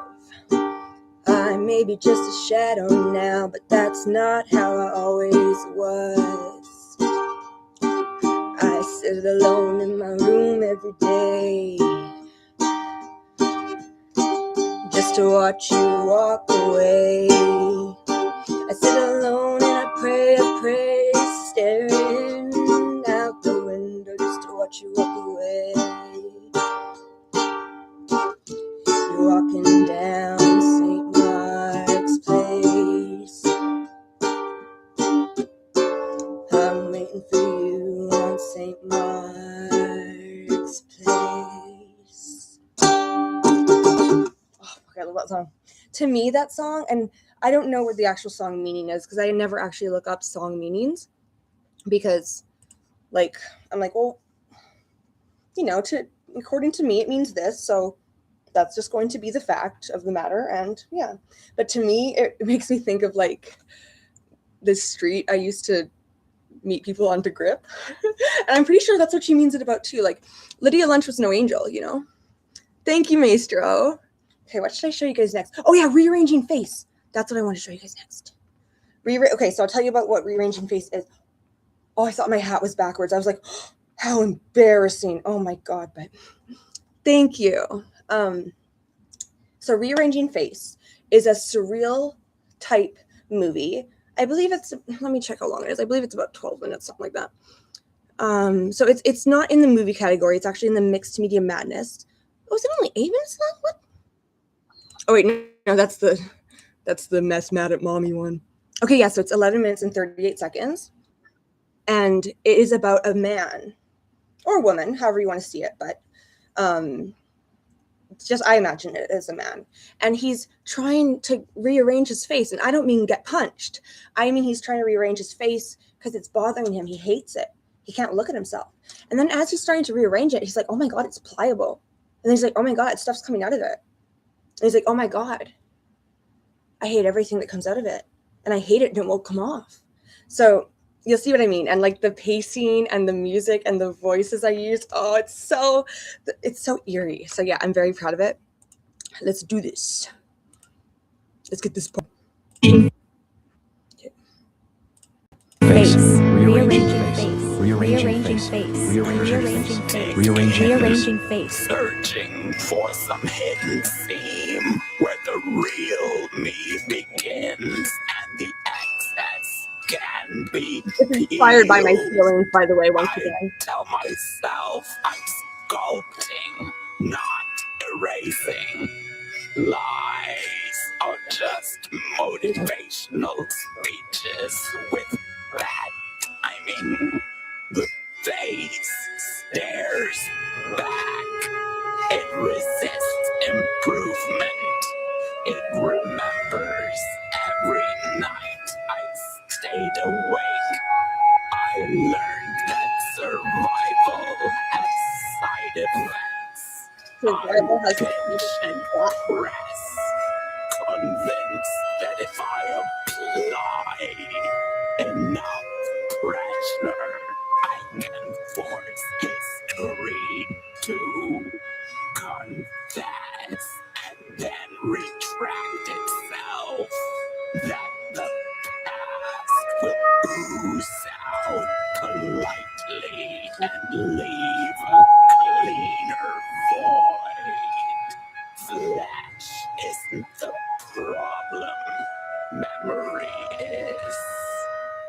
Skin remembers touch.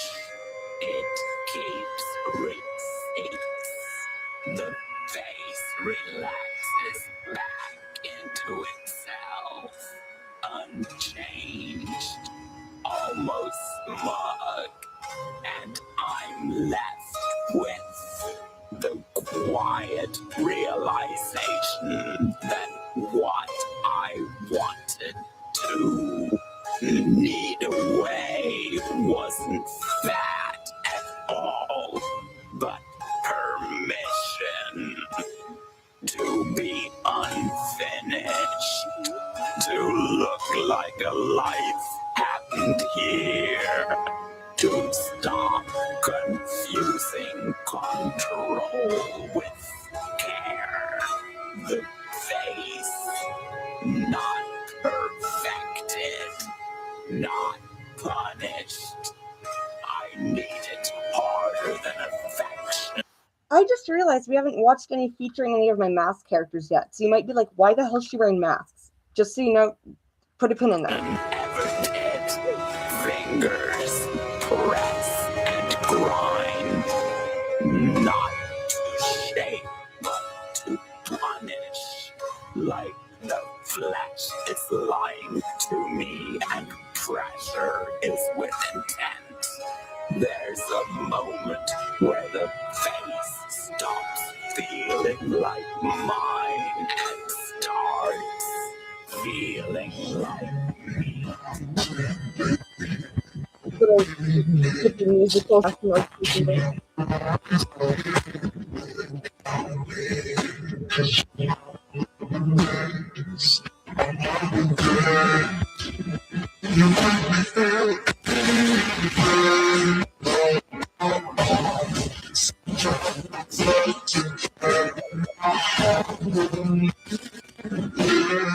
Just so you guys know, the soundtrack ended up kind of buggered in here, but it doesn't take much of the time. And I'll show you the song that goes with this movie afterward.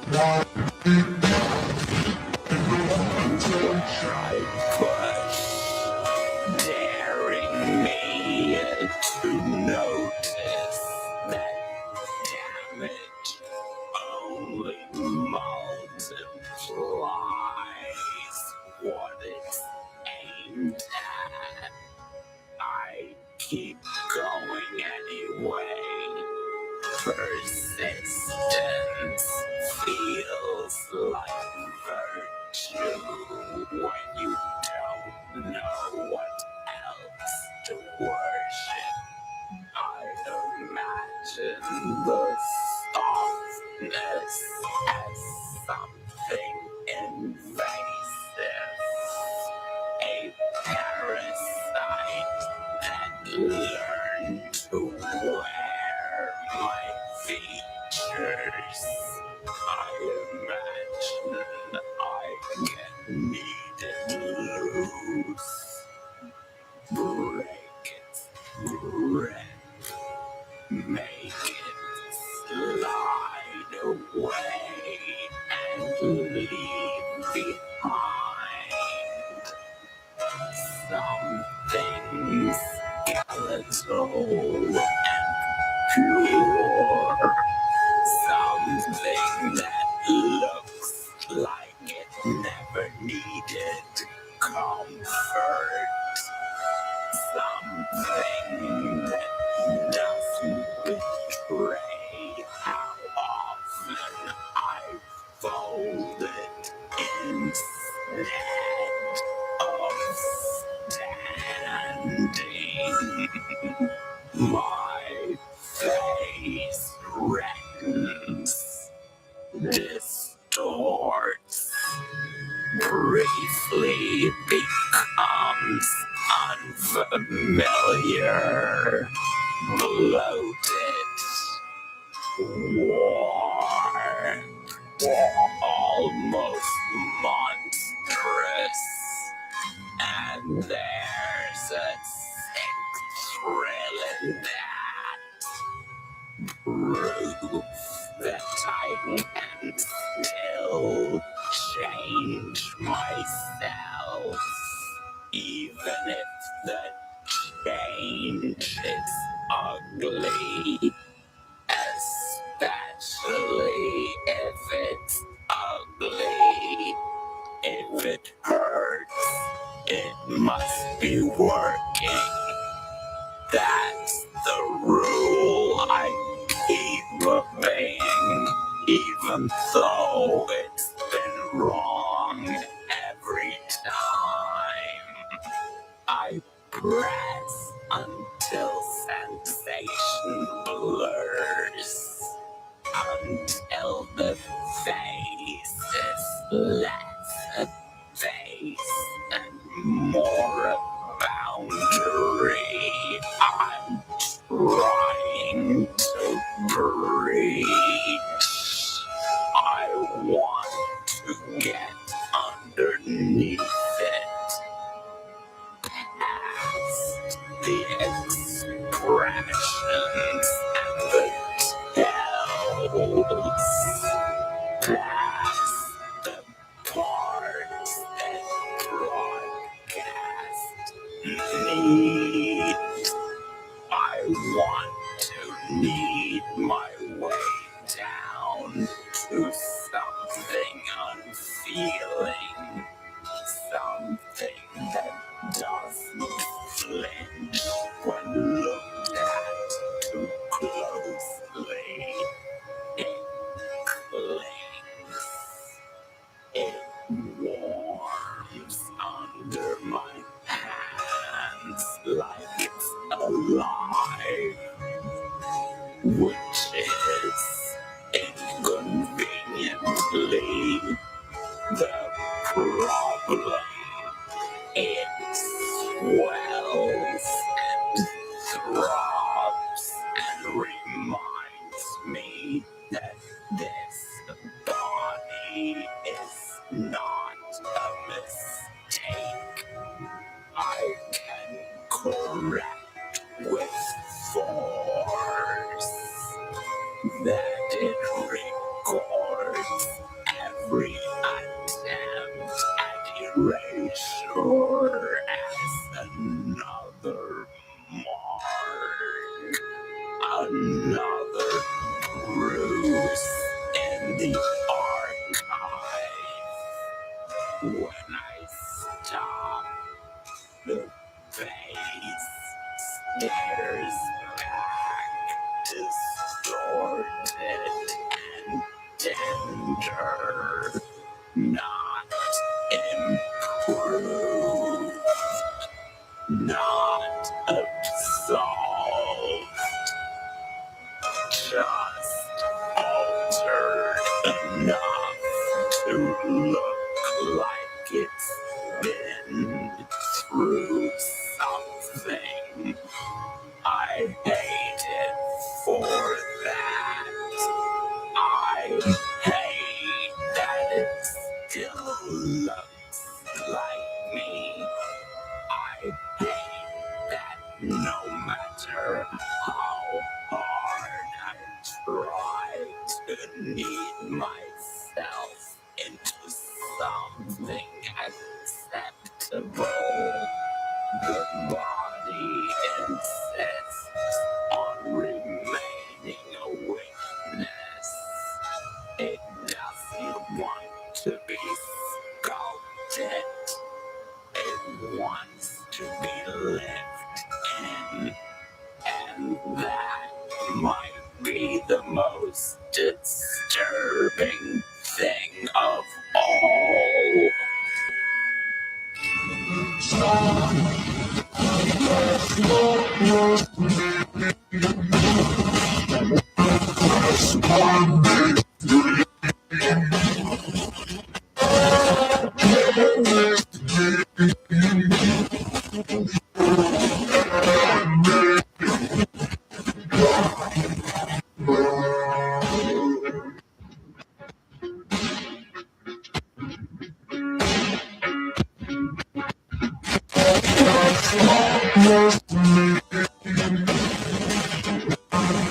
Isn't that the way someone's gut? That's what I was going for. ArtFreak Productions. Only at the Bethadone Oh yeah, Clinic. put that down. ArtFreak Productions. Only at the Bethadone Okay, Clinic. so sorry if I was looking at my phone. I got a barrage of very mean messages. I wonder from who. Okay, anywho. Where'd you guys go? Here. So that was that. And the song, I don't know why it got all jank when I put it into here, but the musical breaks were supposed to be a lot more musical, for lack of a better term. And I'll show you the song that goes with it real quick. It's called You Can Still Be Look. I hope I can safely navigate Dropbox. I'm pretty sure I can. Singles. You can still be look. And it's got lots of, oh yeah, here it is. Oh yeah, I like this a lot. Oh, I know what I'm going to show you guys next. Oh my God, Kate. Speaking of me. No, not speaking of me. But speaking of what I want to show you guys next. So I don't even know which two female rappers sing this. I forget. But I heard the song once, like, I might kill my ex. So I was like, I'm going to make a parody of that about killing myself. And I'm going to show you guys that next. But yeah, first of all, this is a soundtrack to Rearranging Faith.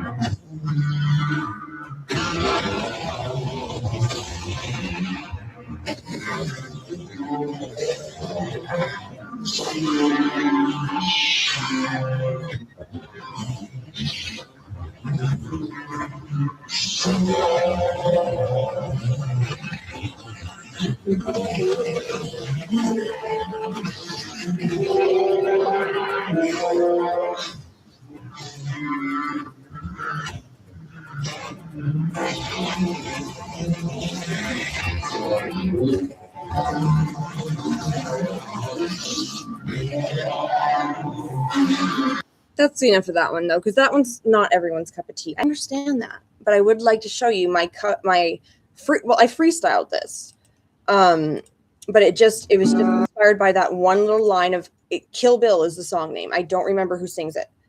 2 female rappers. I live under a rock.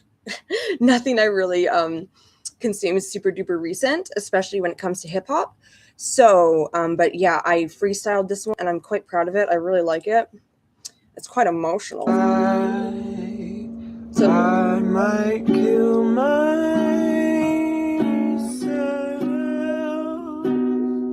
Not the best idea. Holding on to everything but I might kill myself. I still love everything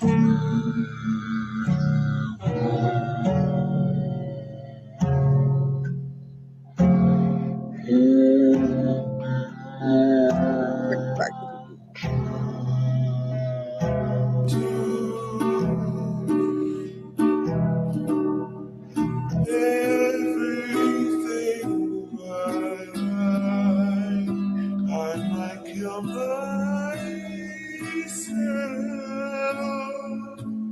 Not the best idea, but it was my idea, so I might kill myself. I know it isn't fair. I should have never been born. I might kill myself. You won't miss me too. I don't care how much you say.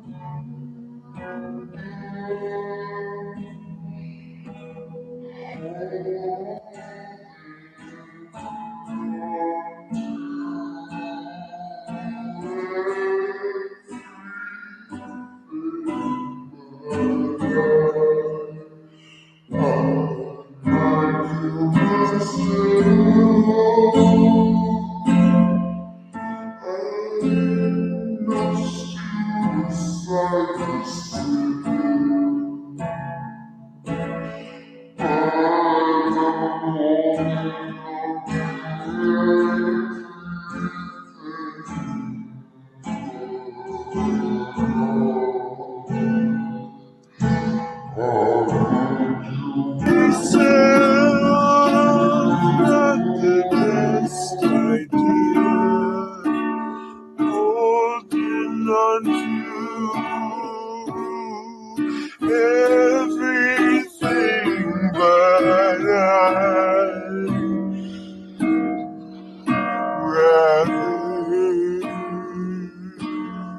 kill myself. It's not the best idea, but I'd rather be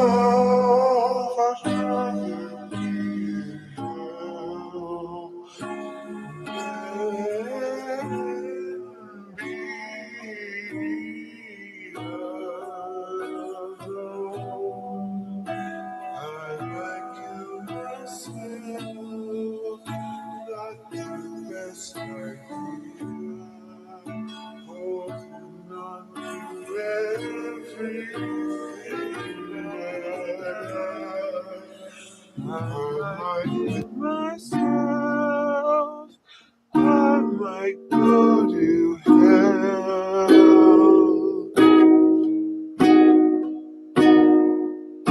Holding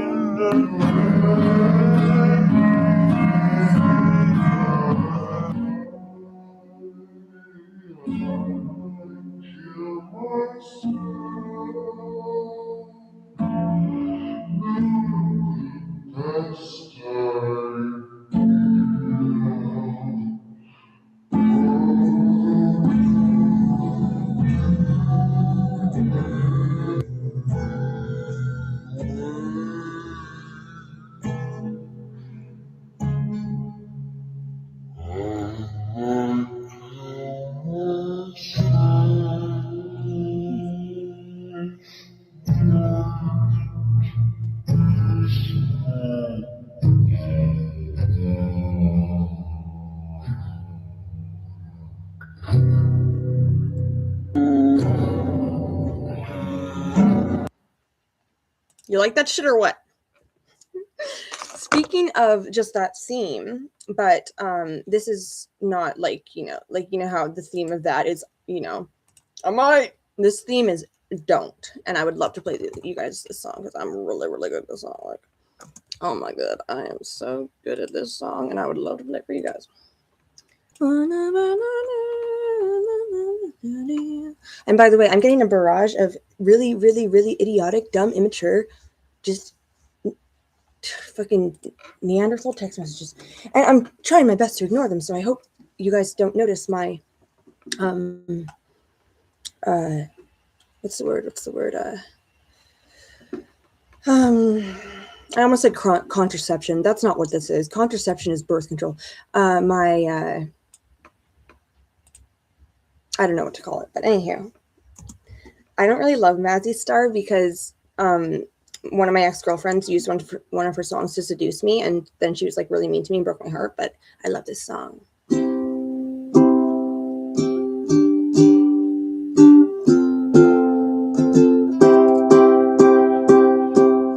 Look on down from the bridge, there's still fountains down there.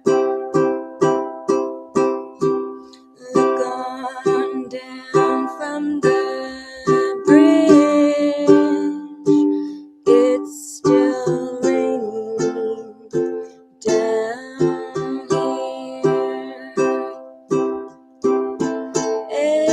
Everybody seems so far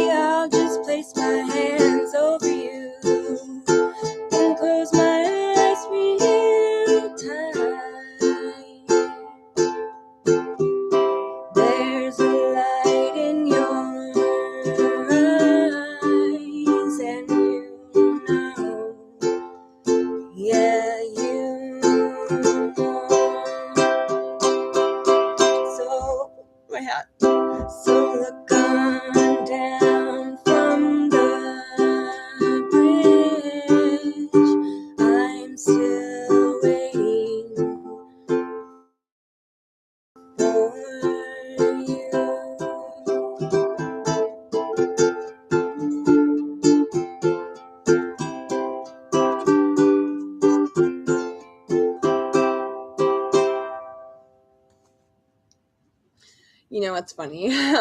When I covered that song and like made an ArtFreak video out of it, I titled it "Jump, Jump, Jump." Aren't I one messed up bitch? Okay, but anyway. Okay, so yeah, what will we do next? Or should I saw Fat Warthog Beast when I was looking at rearranging face. Fat Warthog Beast I honestly made for the sole express reason of I wanted to call someone a Fat Warthog Beast, but nobody deserved it. You know what I mean? Yeah, I'm sure. Okay, let's look at short films, what we got in there.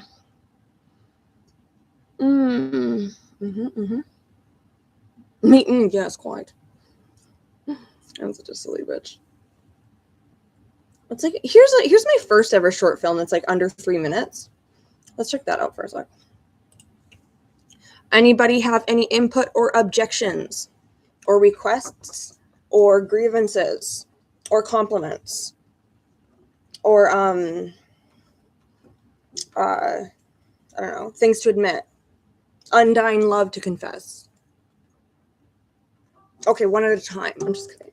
I'm kidding. I'm so stupid. I'm just being silly when I do those things, guys, just so you know. I'm not actually that up my own ass. I'm up my own ass in an art way, like I'm up my own ass's art, or my art's ass, but I'm not myself's ass in a it's not a movie. Stop pretending that you're sane. I'm just going about my day. Stop pretending that you're sane. It's just me. Just me. Just you? You're lying. You're never just one. No, you're not real.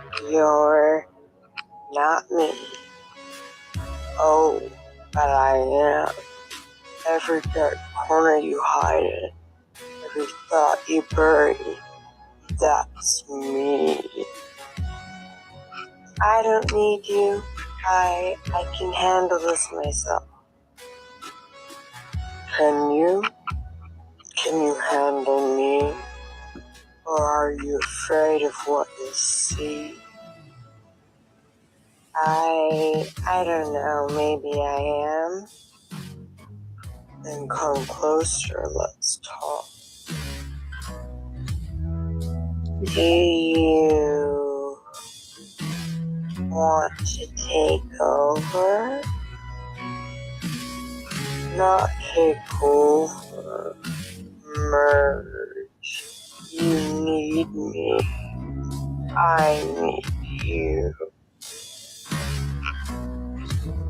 Now I need me. I can't be this. This is you. This is you. Stop pretending you're whole. Stop pretending you're safe. Stop. Stop. I'm done with you. You're rude. We are never done. We are you and we're patient. I cannot. I can't with you. Yes, you can. Or maybe we will together. Are you really me? And you are me. We are endless. This was the first short film or film ever made. You're and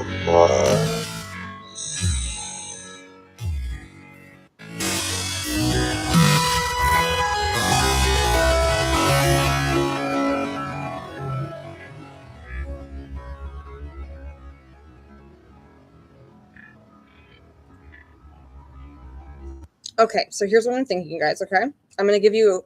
You have two choices. No, I'm just kidding. But you have a couple choices. I want to finish it off, or I don't know if we're done yet, but just to make sure, like, that we don't run out of time, I would like to show you guys a movie. I'm going to give you a few choices. I'm going to tell you what they're about. First one, Bloody Handsome, the 2025 remake. It is a remake of a movie starring Bloody Handsome, which is this guy. Isn't he just so bloody handsome? It's about a girl who has a crush on him to the point of, you know, where it's dangerous, and he just doesn't care about her, and she just won't put it through her head. Okay, that's Bloody Handsome, the 2025 remake. The reason it's a remake is because there was a pornographic series I made with the same name that has 3 installments. We also have Give Me Some Newsboy, which is about a girl in her newsboy hat, which is inspired by how much I love my newsboy hat, but it's pretty dark. Basically, what happens is she thinks her friend, what's her name again, June, is going to take it from her. The girl obsessed with the hat's name is Marla.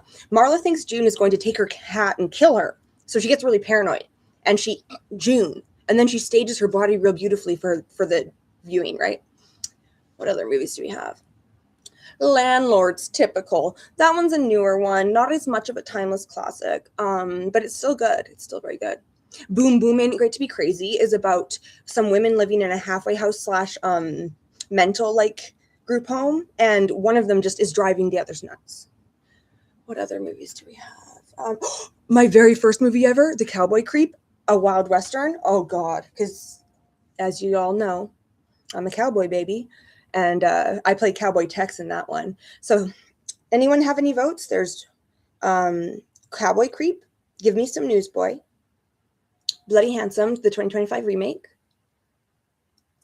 Once Is Not Enough. Oh, that one's the sequel to this little short one, but it's a whole movie. Landlord's Typical. Boom Boom Ain't Great to Be Crazy. So that's 6 choices.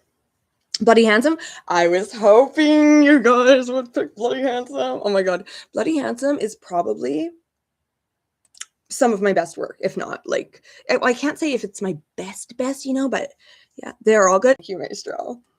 Oh, what did I just do here? Oh, I thought I fucked everything up. I was like, no, wait, when they wanted to see Bloody Handsome, I accidentally, like, I thought I hung up on you guys for a second. I was like, oh no. Yeah, let's go to my movies. And while we're in the folder, I can just show you, like, the amount of movies I have. Where's M? What the fuck am I? Oh, right here. Movies. So here are, oh, some stuff is in the wrong folder. That's raw stuff, but here's my movies. Fix It based on going to be easy. Can't Find the Lord is about God going to the psych ward and not getting the help he needs. You know what I mean? But yeah, Bloody Handsome is a great, I almost said icebreaker, but no, a great way to get a feel for an original ArtFreak film, Bloody Handsome, based on a 3-part pornographic series by Bethadone at the Bethadone Clinic, home of ArtFreak Productions. Drum roll, please. Drum roll, please. I'm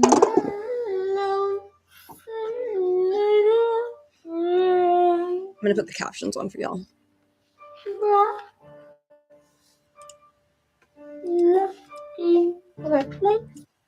gonna see if I can make the captions bigger at all, but I don't know how. I hope it's okay.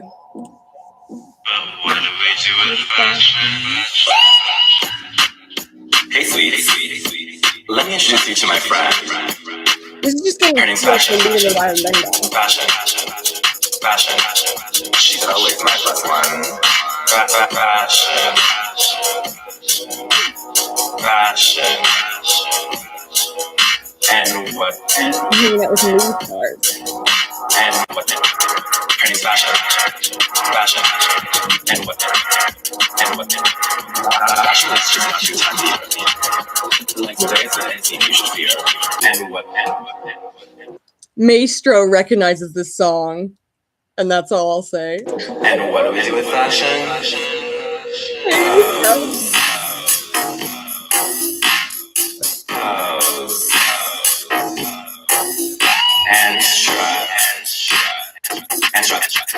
Pose. Shoulders back. Hips forward. Pose.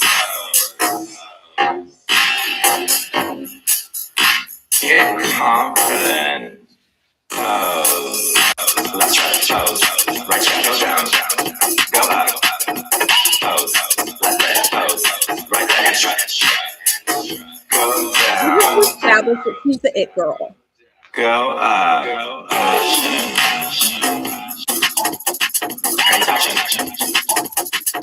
Passion. Passion. Passion. Shoulders back. Hips forward. Pose. Always in style. House if your legs are longer than a mile. Shoulders back. Right your right. Give them a little bit of ass. Pose.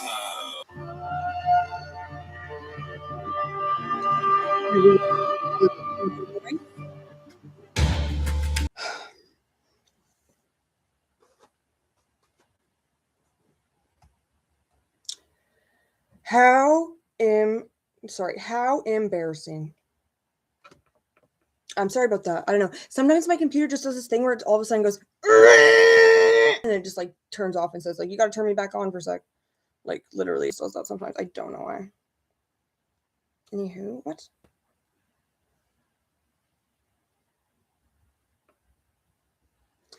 I'll wait a couple seconds just to let you guys come in here and say apologies for that.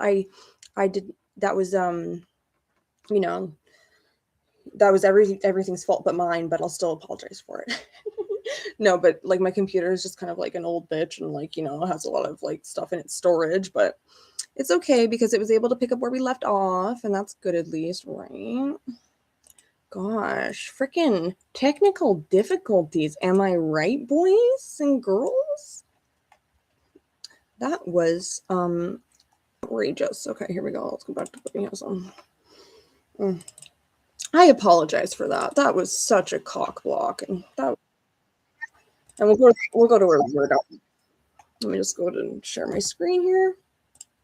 I don't know why it does that when it does that though. Like I really don't. Like if anybody's like techie, like tell me what the hell is my. Well, I'm probably running a bunch of shit at once. That's probably what's going on here. Anywho, oh wait, go to share the screen before you minimize, Beth. Oh wait, there we go. Beautiful. Sorry about that, y'all. We were about right. Here. No, a little bit more. Here we go. Perfect.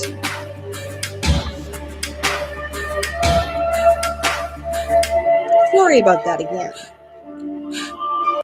How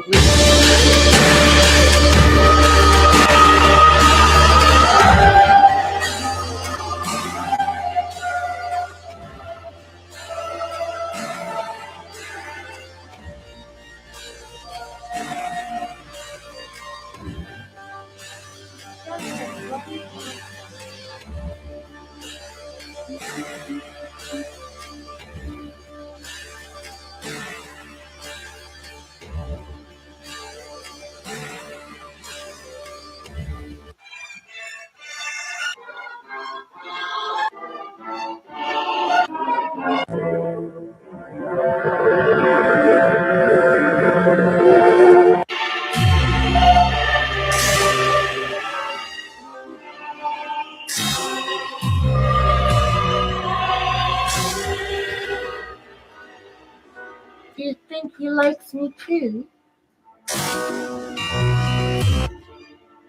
That's the big girl.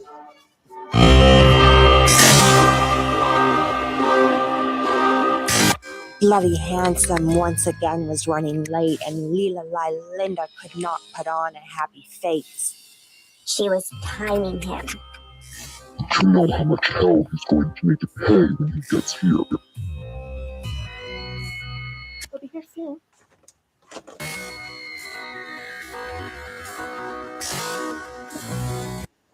Right?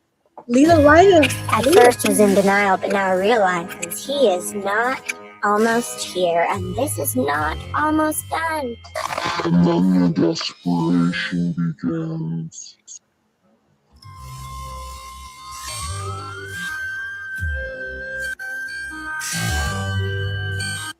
not moving fast enough.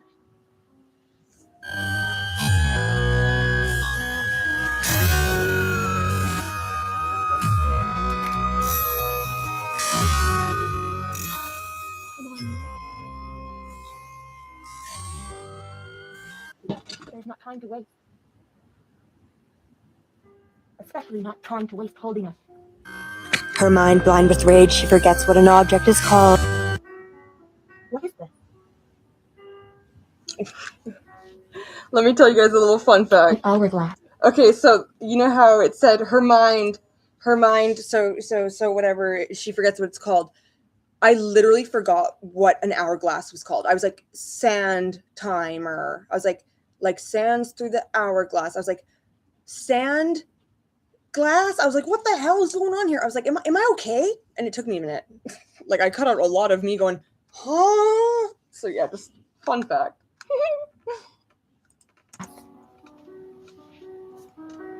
He'll be in an hour or less.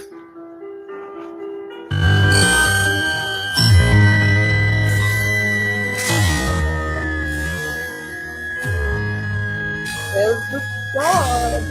Mr. Handsome. When he finally creeps in, Lila Linda is busy elsewhere. It takes her a moment to notice him. And boy, does that piss him off. Lila Linda? He always bloody needs attention. I know I'm very late.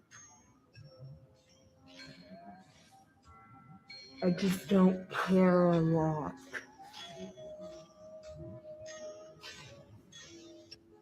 And that didn't bother her a bit.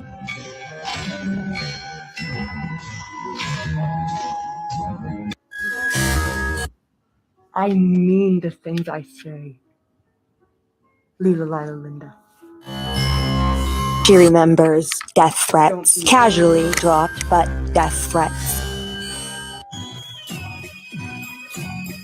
Have you lost your goddamn mind?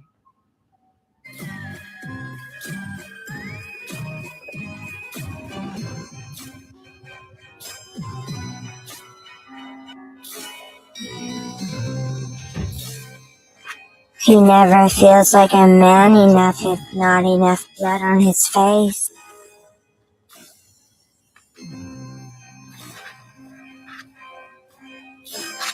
Just in the right spots, too. He'd hate to look a mess.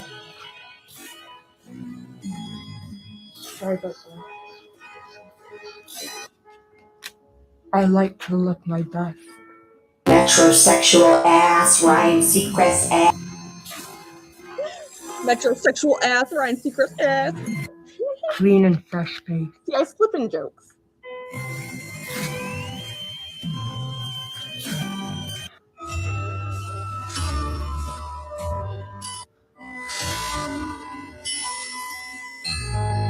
And I play a good boy. It's because I'm gender fluid. Huh. I've got better things to do, like smoking this pipe. Smoking kills. I guess you do too, but who will first?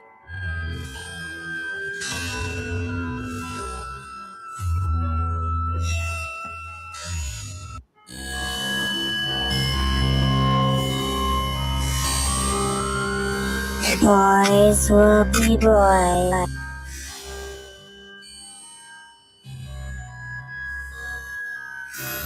Bloody handsome.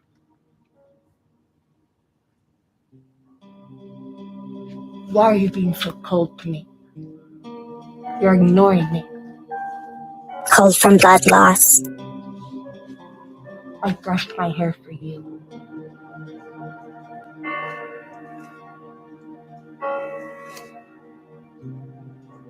I brushed my hair for you. That is a lot to do. He'd do anything for you. Hey. Stop that for a second.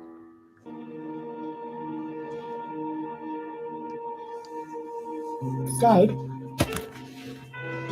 Stop. She's done fucking around.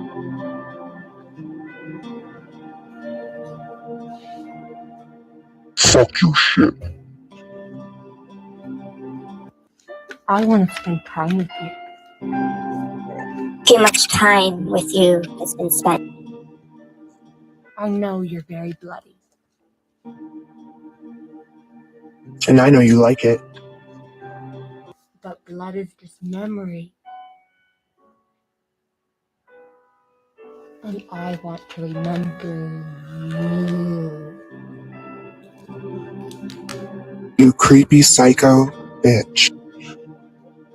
Courtney stalks, comes out of her room, tries to talk sense into little Linda. Courtney, you don't understand. Courtney sighs and reminds her that he is a murderer, but then she just goes back to bed. Kicking this horse is stupid, it's dead. He's so bloody handsome. He doesn't believe it. Courtney. She's lucky Courtney isn't there to hear her take a tone like this. I gave him my heart.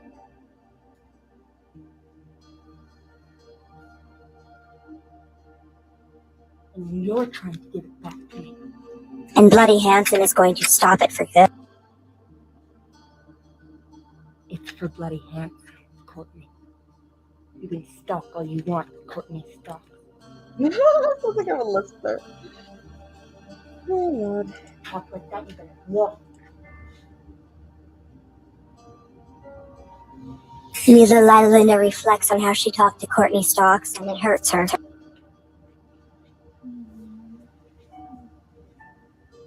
But soon she forgets and finds something adorable.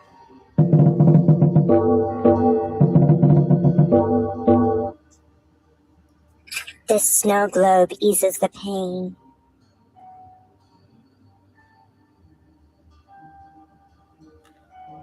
It really does. Not. Know who you really are. The fuck am I? You said you know. Oh no. Oh yes, he thought. Oh. She knows my intent, he thought.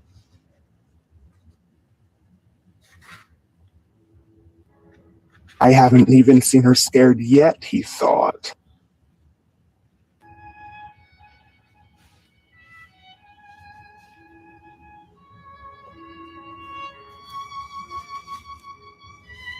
The tag on the hat? That's just funny.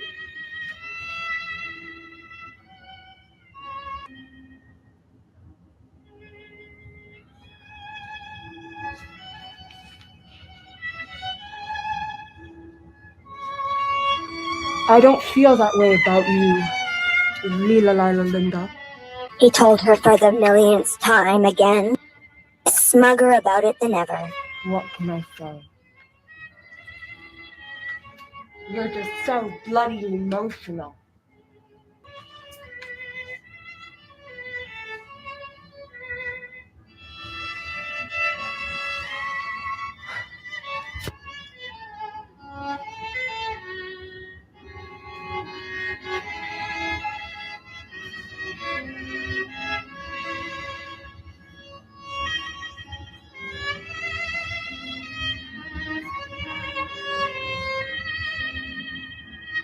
You ready for me yet? Said the knife. You ready for me yet? Said the knife. I trust you too. Linda always trusted Bloody Hanson. What reason had she not to? Every reason, girl. That's what I'm saying.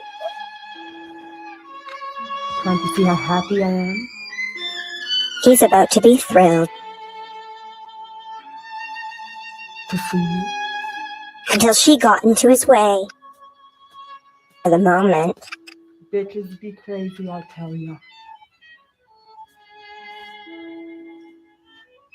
Get some help. Get some help. Or I'll help you myself.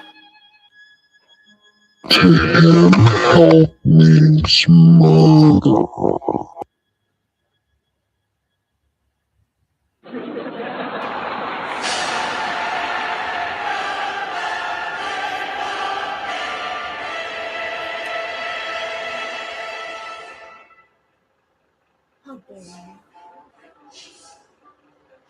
Lila Linda feels betrayed again.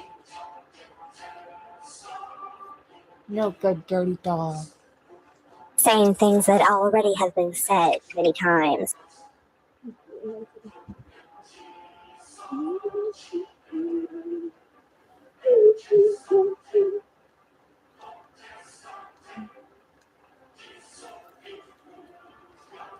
She gives a verbal lashing at him. More so with poses than with words.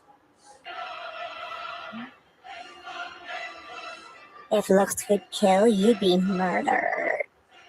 He's the deadly one now. I've come undone. Fuck you, want some? I'll show you what I think of your sports.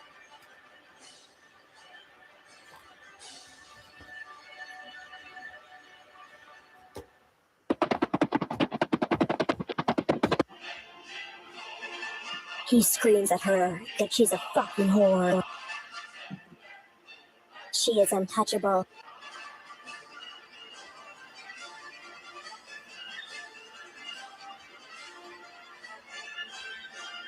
He has no power over her anymore. Or does he?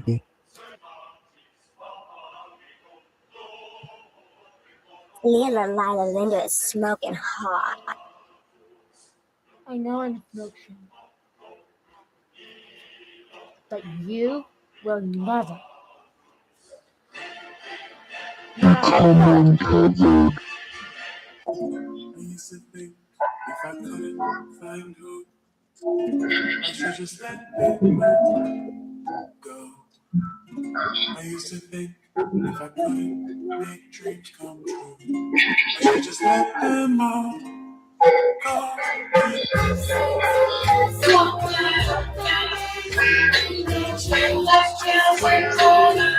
This is the one who's playing this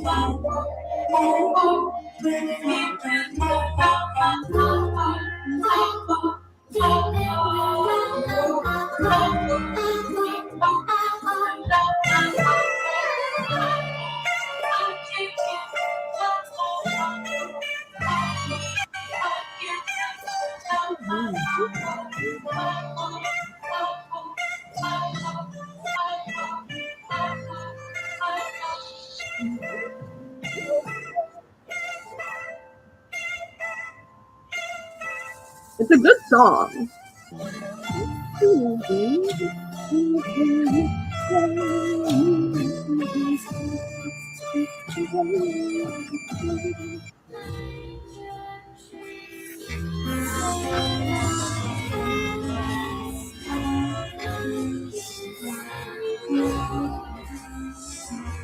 Original ArtFreak production based on a pornographic ArtFreak production. Characters played by Bethadone, I was written by Bethadone, directed by Bethadone. The Bethadone Clinic, only home of ArtFreak Productions. Thank you for watching. I used to think if I couldn't find hope, I should just let it all go. I used to think pause this bad boy. Now let me see where we're at. What I have a musical. Let's look at a musical real quick. What's a good musical of mine that's not too long and protracted? Little Pillows for Little Bitches and I'm a Little Bitch. Oh my god, there's a parody in there of an ABBA song that goes, the pillow takes it all. So we might do that one, but let me just see what else I got. Jump, jump, jump. As the weight turns into circus and head turn me on. That one's a long boy. As you can see, I love this musical. It's a short one that we'll at least start with, okay? It's called Blood and Shears. It's about dyeing your hair with blood. I stood in the bathroom, Thank you, Mason. pale as a ghost, heart in the sink. One of my the things I love down my wrist, a river divine. I painted my crown with the proof of my crime. The mirror looked back, it didn't approve. Said you always destroy the things that move. But I needed a color that matched what I have done. So I bled myself into the sun. Now my hair burns red like a guilty flame. Every strand whispers my name. Don't ask. Just in case anybody doesn't know, fun fact about me, I have a blood obsession. Oh. Ask the shade, it's not from a store.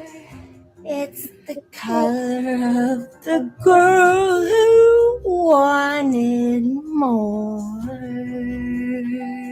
The towel's a relic, the drain's a confession. Art made from impulse and self-possession. I want it to glow, not fade away. So I baptize myself in a mortal way. They call it madness, I call it design. You wear your heart out, I wear mine. A crown of consequence, tangled and wild. A scarlet halo for a feral child. Now my hair burns red like a guilty flame. Every strand whispers my name. Don't ask the shade, it's not from a store. It's the color of the girl who wanted more. Do you see me now through the red veil? I become somehow alive, defiant, a walking vow to never go pale again. So when the moonlight hits just right, it glows like sin in the dead of night. I died in truth, not peroxide, and I've never felt more alive. So that was the first ever ArtFreak musical, if I remember correctly. I mean, we can scroll down and make sure, but why are we in movies? We should be in musicals. I should just show you guys The Pillow Takes It All because it's ridiculous. Yeah, no, these are not in the right order because that one was the first one. And yeah, but let's this. You guys are gonna be like, you need to go to prison, Beth, for this one. It's ridiculous. But it starts with, I just had the line in my head, little pillows for little bitches, and I am a little bitch. I thought of that, and I was like, yeah, let's run with that. And then it turned into ending with an ABBA parody. It's like, the pillow takes it all. Like, honestly, lock me up and throw away the key. But anyhow, oh, oopsie daisy. What the heck? There we go. But yeah, it's called Little Pills for Little Bitches. Pillows for little bitches. Little pillows for little bitches, and I'm a little bitch. And I keep saying it quieter each time, like if I whisper it enough, it'll stop being true. Like the pillow will absorb it the way it absorbs drool and tears and heat and all the gross evidence that I exist. My mouth is right up against the fabric now, breathing in that stale, warm, nothing smell, confessing to cotton because cotton can't interrupt me, can't correct me. Can't say no, that's not fair to yourself. I don't want fair, I want accurate. I want the words to fit like a bruise you press just to make sure it still hurts. I'm a little bitch because I fold, I crease, I cave in on myself like cheap furniture. Life leans on me with one finger and I collapse dramatically and noiselessly, apologizing the whole way down. Sorry for taking up space. Sorry for needing anything. Sorry for existing at a volume that might be detected by someone else. I whisper because even my anger feels embarrassing. Like I borrowed it without permission and need to return it before anyone else notices it not belonging to me. Just to be clear, and I know you guys know these aren't all fact, but my anger does not embarrass me. Try me. The pillow listens. The pillow always listens. The pillow is my little bitch. The pillow doesn't No, it does. I admit I rehearse conversations I'll never have, victories I'll never earn, versions of myself that don't flinch at every sudden sound. I tell the pillow how I hate how I flinch. I hate how my body reacts before my brain. Am I fast enough? I hate how I want to be seen and immediately want to crawl out of my own skin the second someone actually looks. I'm a little bitch because I want comfort more than truth, and I hate myself for that too. I want reassurance like a drug, a quick hit of someone saying you're fine, you're good, you're normal. And the moment I get it, I'm disgusted with myself for needing it. Pathetic loop. Beg, receive, despise, repeat until exhausted. The pillow gets wetter, the pillow doesn't complain. I whisper about all the ways I failed invisibly, the almost, the could haves, the moments where courage showed up late out of breath after the door was already closed. I tell the pillow how I sabotage myself preemptively, how I shrink first so no one else gets a chance to do it for me. Can't be humiliated if you've already humiliated yourself. Can't be rejected if you never fully show up. Genius strategy, cowardly execution. I'm a little bitch because I mistake intensity for depth and then wonder why everything feels hollow. I feel things loudly. I am calling myself out in this one. A storm trapped in a bottle, shaking itself stupid. All that energy going nowhere. All that drama with no plot. The pillow hears me call myself fake, performative, a fraud even in private, especially in private. The whisper gets nearer, sharper, less poetic. I tell the pillow I'm tired of my excuses. Tired of treating my fear like it's a wounded animal that needs gentle handling instead of the parasite it's become. I tell it I hate how I romanticize my pain, polish it, turn it into a personality so I don't have to fix anything. Look at me, so self-aware, so articulate, so useless. Insight without action is just another form of hiding. I'm a little bitch because I envy people who move through the world without constantly auditing themselves. People who speak and don't immediately replay it in their heads like surveillance footage. People who don't want something and they don't get it. Or people who want something and they go get it without writing a 12-page internet essay about why they don't deserve it. I resent them and then hate myself for resenting them because it's not their fault I was stuck in my own head like a bad neighborhood. The pillow is damp now. Gross. I apologize to it. Of course I do. Sorry for crying. Sorry for being heavy. Sorry for leaking. Sorry for making everything I touch a little worse. I whisper that I feel like residue. Like after everyone leaves the room, I'm what needs to be wiped away so the next thing can start clean. I dig deeper because why stop now? I tell the pillow I don't even trust my own feelings. But even my sadness feels suspicious. like I'm exaggerating it for attention even when no one is watching. I accuse myself of faking pain in an empty room. That's a special kind of self-disgust. Method acting for an audience of dust-mites. I'm a little bitch because I want to be extraordinary without enduring the process of becoming extraordinary. I want the ending without the middle. I want to be admired for surviving things I avoided confronting. I want credit for wars I never fought, and when reality doesn't hand that to me, I sulk, I curl up. I whisper into fabric instead of standing up and risking being bad at something in public. The whisper is almost a hiss now. I call myself weak, indulgent, self-obsessed. I say I confuse introspection with Hi, Damon and progress. I say Michael. I How built are a shrine you? to my own Here, suffering let me and just let you realize know what we're nightly, doing real quick. wondering why nothing changes.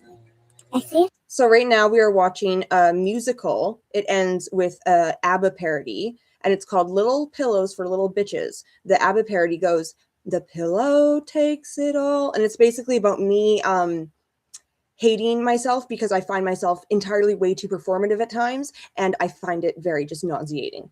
How are you doing? if I really wanted out, I'd do something different. But it does get Anything ridiculous. different. But the song But at the here I end, am again, face pressed into a pillow, because I'm a little pillow bitch. I'm glad you're Marrying great. routine thoughts like they're scared. By the end, the words are barely words, just breath and If hit you're me new to my venom. art stuff, I'm a then little bitch, I murmur. Little pillows for little bitches, over and over. But not because it's clever anymore, but because it feels like it's the truest, ugliest summary I have at hand. The pillow takes it all. the pillow It takes always it all. does. I Like, lie oh, there thank afterward, you. hollowed out, That's kind of a hating myself for staple hating myself. when it comes to Don't that. try to even feel dramatic about it anymore. Just quietly convinced that this, the whispering, shrinking, self-devouring loop, is exactly what I deserve. Little pillows and self-devouring loops for little. Oh, here we go, baby.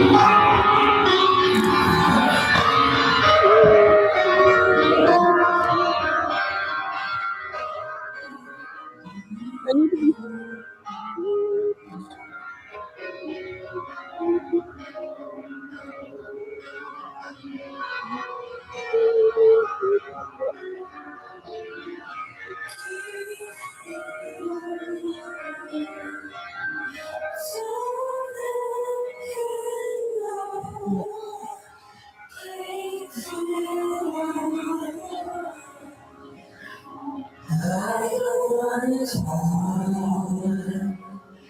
Am I right, guys? You're with me.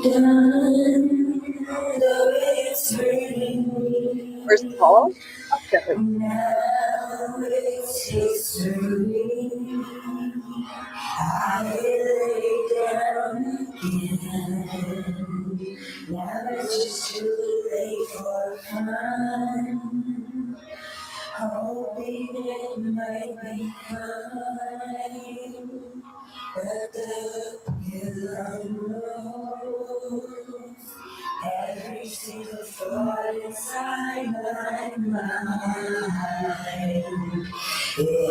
I know you guys love Paul. I know that I'm just here well, I'm just here because Paul allows me to be with his celebrity status, and I'm just here because you guys have to put up with me in order to get to him. I understand. Oh,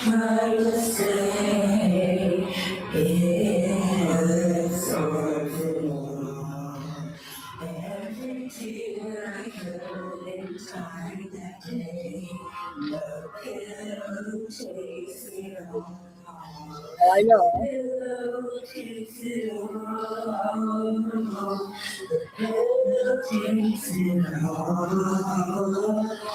Everything I try to keep inside, the pillow takes it all. Pillow takes it all my secrets are in my heart. I'm a celebrity. I'm strong I know. Thank you.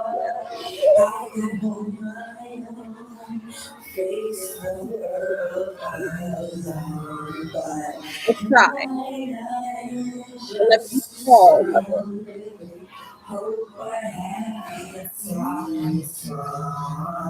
I press my face and whisper, I surrender, I fall. It's hard to go. Every now, every little fear, it's hard to know. I'm here. The pillow takes it all. I don't even like ABBA, by the way. I hate them. I don't know why.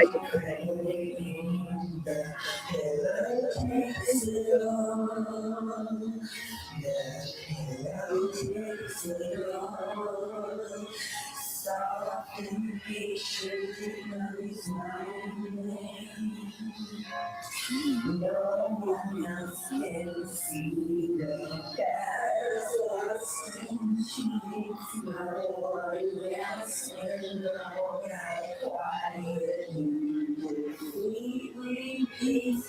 I want strength, I want fight, I want to take up the night. I fall in the dark. One pillow takes it all.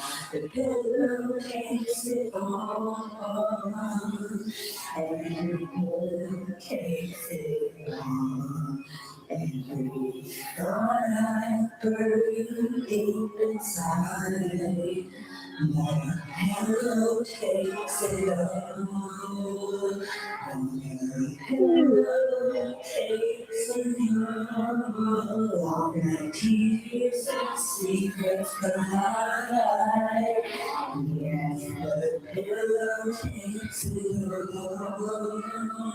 The pillow takes it all. Finally, quiet, soft and smooth.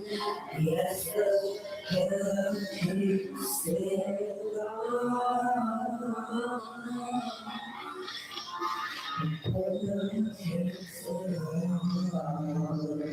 Oh no, we have a glitch. Anyway, I'm sure you guys have had your fill of that song, but you don't catch me live much. I'm not live much, like, to be honest. And when I do now, I private it afterwards. I'm not going to private this because it's an art live, but I just had never done these art lives on this channel. I'd always done them on Twitch, or I did one on another channel that got deleted because do you know how many times I've been banned from websites, from like almost every website? It's ridiculous. And I never even do shit wrong. But let's do a quick live song before the next thing. And if anybody has any requests for what the next thing should be, tell me. There's concerts, there's covers, there's EPs, there's singles, there's movies, there's musicals, there's short films, there's silent films, there's satires, there is allegories. You want them? My God, I'm dripping like water. But I'll play a quick song. What do you think about it?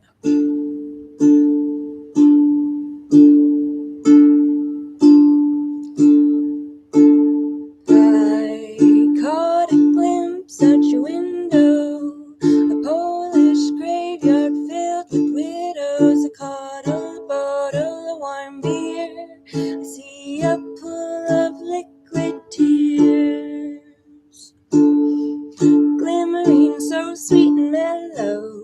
A sea of wilting willow, a secret book of forgotten wishes, drowned in ponds with broken dishes.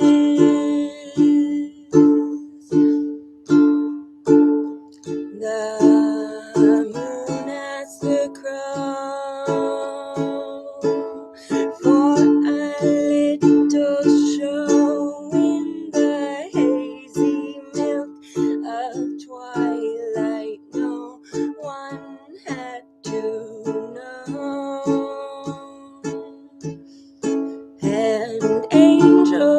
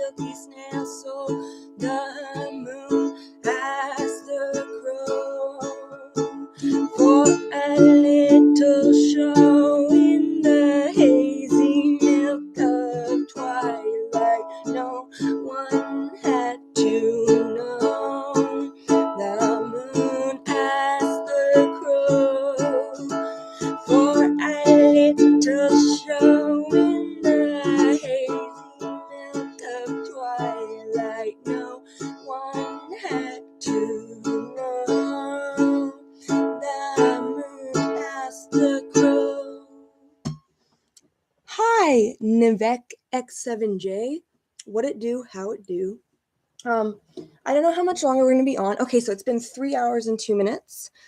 Let's go to 3.5 hours max. Just so I'm not like, running myself ragged. Unless like we get really, really, really enthralled with something. But let me see what else I got in my Dropbox. We're gonna look in my Dropbox together. I'm just gonna be careful not to show any smut. Okay. We haven't checked any monologues yet. Let's see what we have there. Angel, oh, that was The Moon Asked the Crow by Coco Rosie. I don't have like a whole ass ton of monologues, do I? Let's do many minutes per piece. Oh, we can do the satire if you guys want. Okay, so does everybody know what satire is? The definition of the word satire? Because if you don't, I'm about to tell you just in case you don't know, so that you're not totally confused. Satire means a joke without telling you it's a joke type deal. So like if I were to, like, sometimes some people think that my whole account is satire. Like literally, I've been accused of that before, which I mean, huge compliment in my opinion. But this satire is about, it's basically like a sales pitch. Well, not a sales pitch because it's not selling anything, but it's just a pitch for the idea that you're all being really, really overreactive. And meth is really just the perfect life hack for everything. So you should use it or you're doing a disservice to the world. Obviously, that's ridiculous and untrue, right? So that's untrue. We're making that clear. We all understand that. That's not what we're actually promoting. It's a satire and it's called Life Hack But Gacked. Because I am just a menace. Oh my God. This is my one and only satire, to be honest, I think. Well, yeah, you can see that because it's in the folder, but that's satire.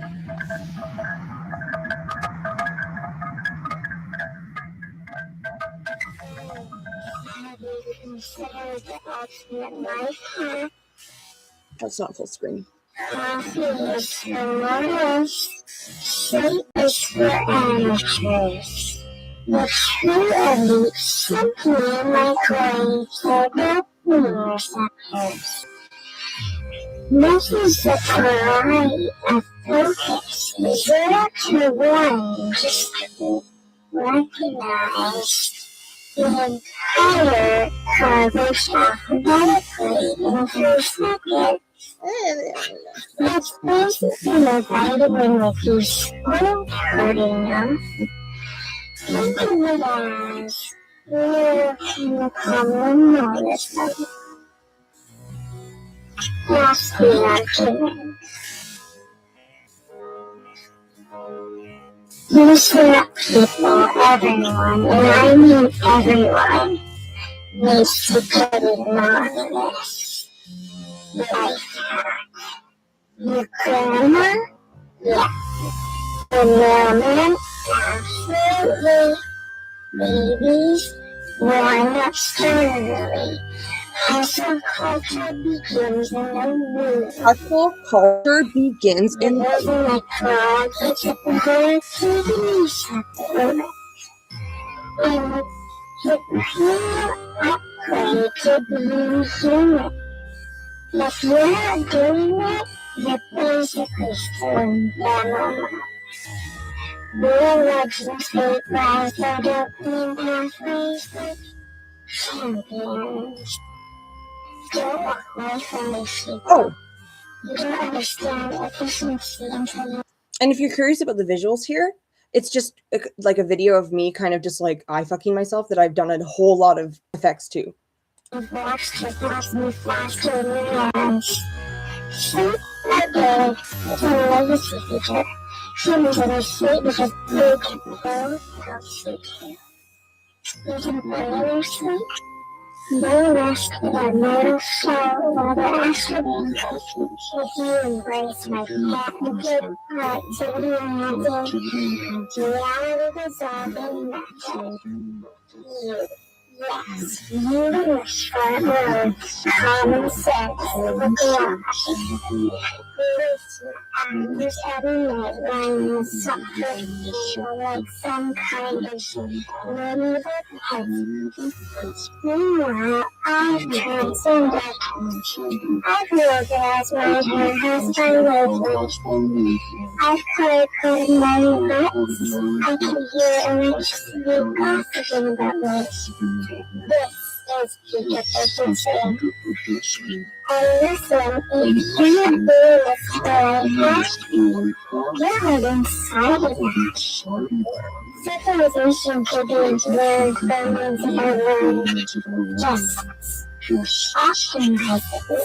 On the off chance someone's entering before, like, I mean, since my last spiel about this is satirical completely, not literal.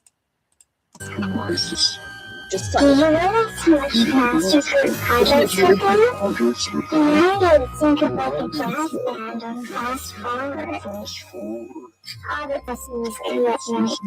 Impossible one here with things like keys are off show. Termination.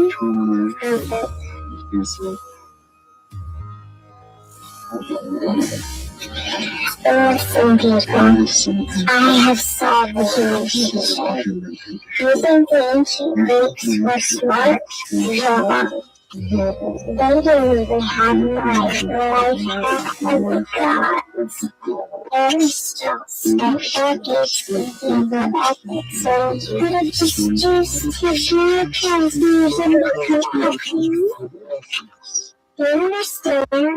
I am nearly 400 miles per hour. You're tracking a tiny water concerns, relationships, gravity. That's why you're not floating. I achieved levitation in 15 seconds, that's really sure. I will discover that I'm unstable, but the intention is not pushing. So it can't. You are this.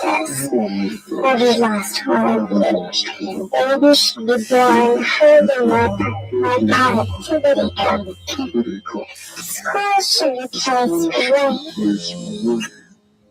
School should just in case anyone's new here, it's satirical. Baby should be born holding my productivity hat. So like baby should be holding while they're born. They should already be holding. Get it? Like holding drugs.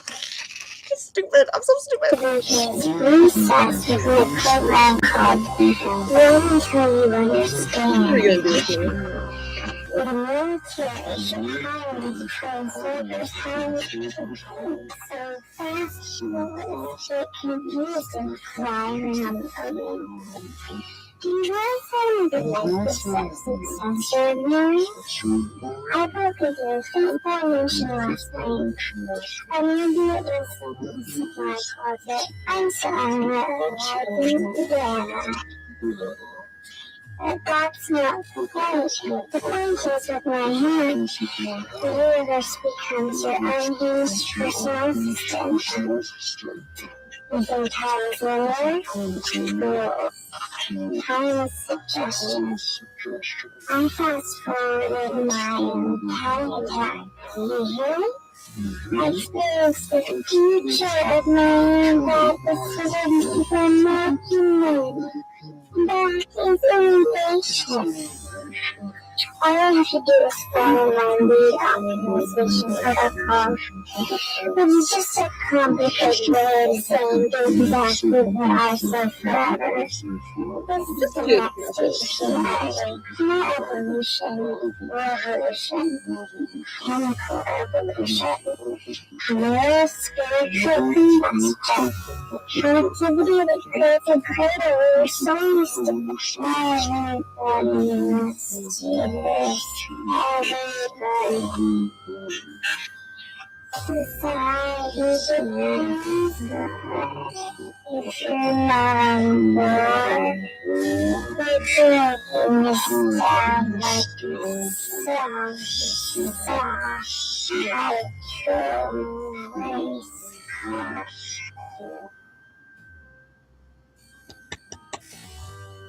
Very wise. We should put her in court. Now, isn't that a hoot? That's just ridiculous, hey? Like, I have experienced the ramifications of my own actions before I have to experience them. Like, as in, like, I know my bad decisions are going to end badly. So, have that. Okay, what else should we do here? Audio, starting thinking freestyle feelings. Sense of lives, lyricism. Media madness. Oh, yeah! This is what we'll end with. Need for Speed. Need for Speed is one that just released, babies. And I am so proud of it. Honestly, it was only for paid members for about a month, Need for Speed. And I'll tell you what it's about. I'll hop right out of here and tell you what it's about quick. So what Need for Speed is about is a man, or I guess it doesn't have to be a man, but the images I made are of a man. But I mean, you never really know. Like, I'm gender fluid, so like, I don't know, maybe like a person, okay? A person. And they keep filling themselves with holes. And at first they're not really sure why they're having holes in them at all. But then they're like, oh yeah, okay. Because they keep forgetting. But then they remember. And then they get obsessed. And then there's like more holes than there is person. And then things start spilling out and they don't like what's spilling out, but they also don't like the person that they're poking away. And it's because it comes like this compulsion that at first was like helping them stay put together.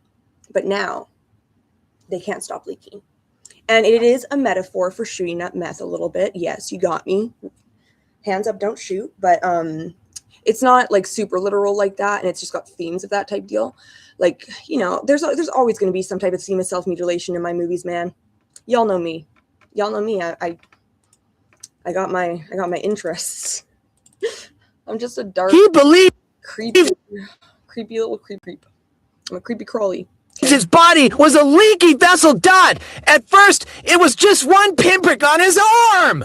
A tiny mouth opening where skin should have been loyal and sealed. He stared at it with the offended focus of a man who expects better craftsmanship from the universe. Things were not supposed to come undone like that.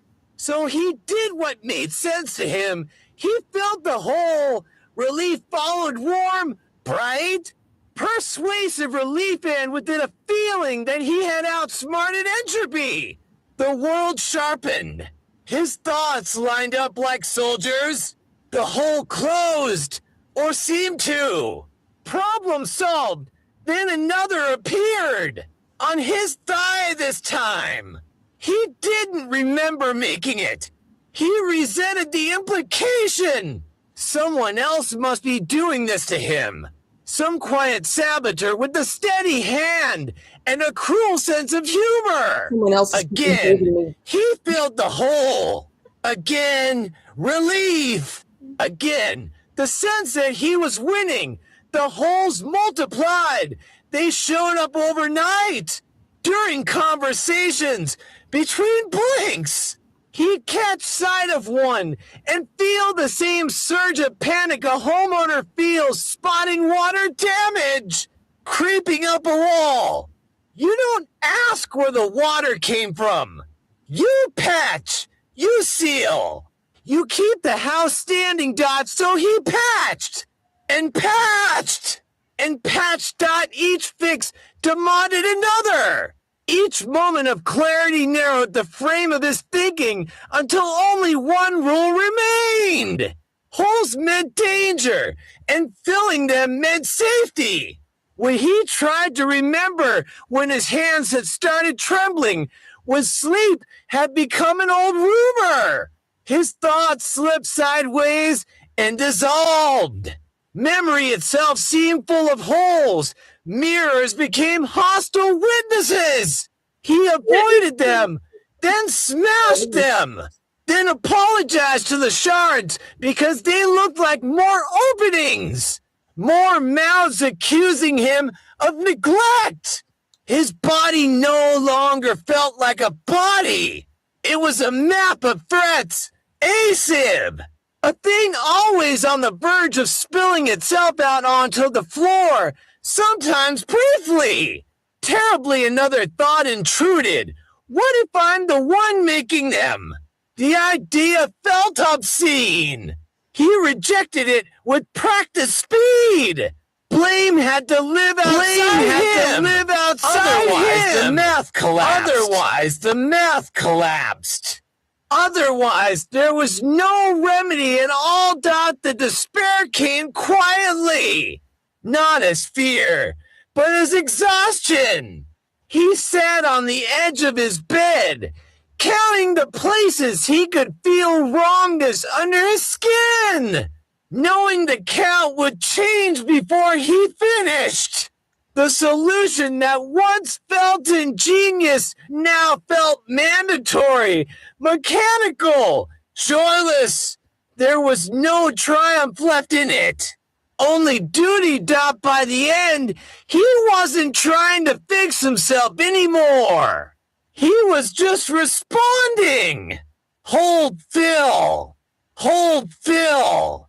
A ritual stripped of meaning, performed by a man who could no longer remember what an unbroken body felt like, or whether it had ever existed somewhere deep, beneath the noise and the certainty. The truth waited. There had never been an enemy but his own hands, guided by a mind that had turned against itself. But that truth required a kind of stillness he could no longer tolerate. Stillness felt like another hole. He decided the body was a container, and he was the spill. This conclusion did not arrive all at once. It took time, the way rust takes time, working him from the edges until the center realizes too late that it has already been claimed. He had once believed in simple things. Skin stays where it is placed. Thoughts obey the traffic laws of logic. The face in the mirror keeps its promises. Then the first absence appeared. It was not pain that drew his attention, but the idea of it, a sensation of draft, where there should have been closure. A wrongness both physical and philosophical. He prodded at the feeling with the fascinated horror of a man discovering a crack in the foundation of his home. The body, he thought, was supposed to be finished. This one wasn't. It leaked. He came upon a solution that felt, in its way, elegant. You fill what's empty. You stop the leak. The mind, once it decides something is true, can become a tyrant with impeccable manners for a time. The solution worked. A brief hush fell over the constant hum of dread. Colors behaved. Corners stopped moving when he looked away. The fragile architecture of his thinking stood upright, proud as a child's sandcastle holding against the first wave. Then new absences appeared. They showed up in unlikely places. A shoulder, a shadowed place near the ribs, sometimes everywhere at once. Like stars you can see only if you don't look directly at them. He could not remember how they began. His memory had become a hallway full of doors that opened onto other hallways. When he tried to backtrack, the floor rearranged itself. Someone was doing this to him. He decided that someone acquired many names. The neighbors. The invisible ones between the walls. The version of him that came out when he slept. He followed clues that weren't there with the seriousness of a detective in a dream. A sound in the pipes was a plot. A misplaced glass was evidence. His own reflection was an accomplice who refused to testify. He patched the new absences with the only thing that had ever seemed to work. Relief came again. But dinner, like a promise repeated once too often. It writhed with strings. His thoughts accelerated beyond steering. They became a weather system, lightning without rain. Time collapsed into a perpetual now that devoured before and after. Language frayed. His mind rearranged into mosaics that were beautiful for a second and then unbearable to look at. The absences multiplied with the kind of sick logic as reality. Insulted by his attempts at repair, had decided to participate. He woke with the conviction that he was being whittled down by unseen hands. He slept less, then barely, then not at all, living in a stretched moment where the clocks only pretended to move. There were intervals of clarity, but they came with a price. In those moments, he sensed a terrible symmetry. The fixer and the breaker shared the same hands. The idea approached him like an animal he didn't want to scare. He pushed it away. To accept it would mean dismantling the entire story that allowed him to keep going. It would mean standing unprotected in the open air of the real. He preferred the workshop of delusion, where cause and effect could be negotiated. The world began talking to him in codes. Streetlights blinked in sentences. A radio 2 apartments away was aimed directly at him, its messages wrapped in songs he didn't know. A stranger's cough contained instructions. His own heartbeat was a Morse signal, stressing urgency, urgency, urgency. He walked through rooms like a man moving through a crime scene, aware that he was both witness and suspect. Unable to say which frightened him more, the absences were everywhere now, if not in the flesh, then in the shape of his days. Conversations had holes. Memories had edges chewed thin. Meaning seeped out of formerly solid words. Friend, home, tomorrow. He had the sensation of living behind himself. Watching a person with his name move through a life that had grown to large and to loud. He filled. Because filling had become not just a solution, but an identity. A caretaker of leaks. A custodian of the failing vessel. He performed the ritual without joy or hesitation. The act no longer promised happiness. It promised only a reduction of panic, a temporary ceasefire inside his skull. It was enough. It had to be on one late hour that felt like the end of the calendar. He caught sight of himself in the black glass of a window.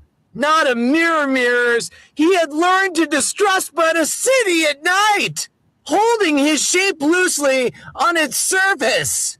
He saw not a man, but a constellation of gaps, a figure outlined by what was missing. The realization did not arrive as a thought. It arrived as gravity. He was not leaking. He was being hollowed. And the tools he used to repair were the same tools that carved, for an instant, almost mercifully. The noise dropped out. In the quiet, the truth stepped forward, hesitant but undeniable. There was no saboteur. There was only illness, sitting where reason used to sit, wearing his voice, guiding his hands. The absences were not doors that others opened.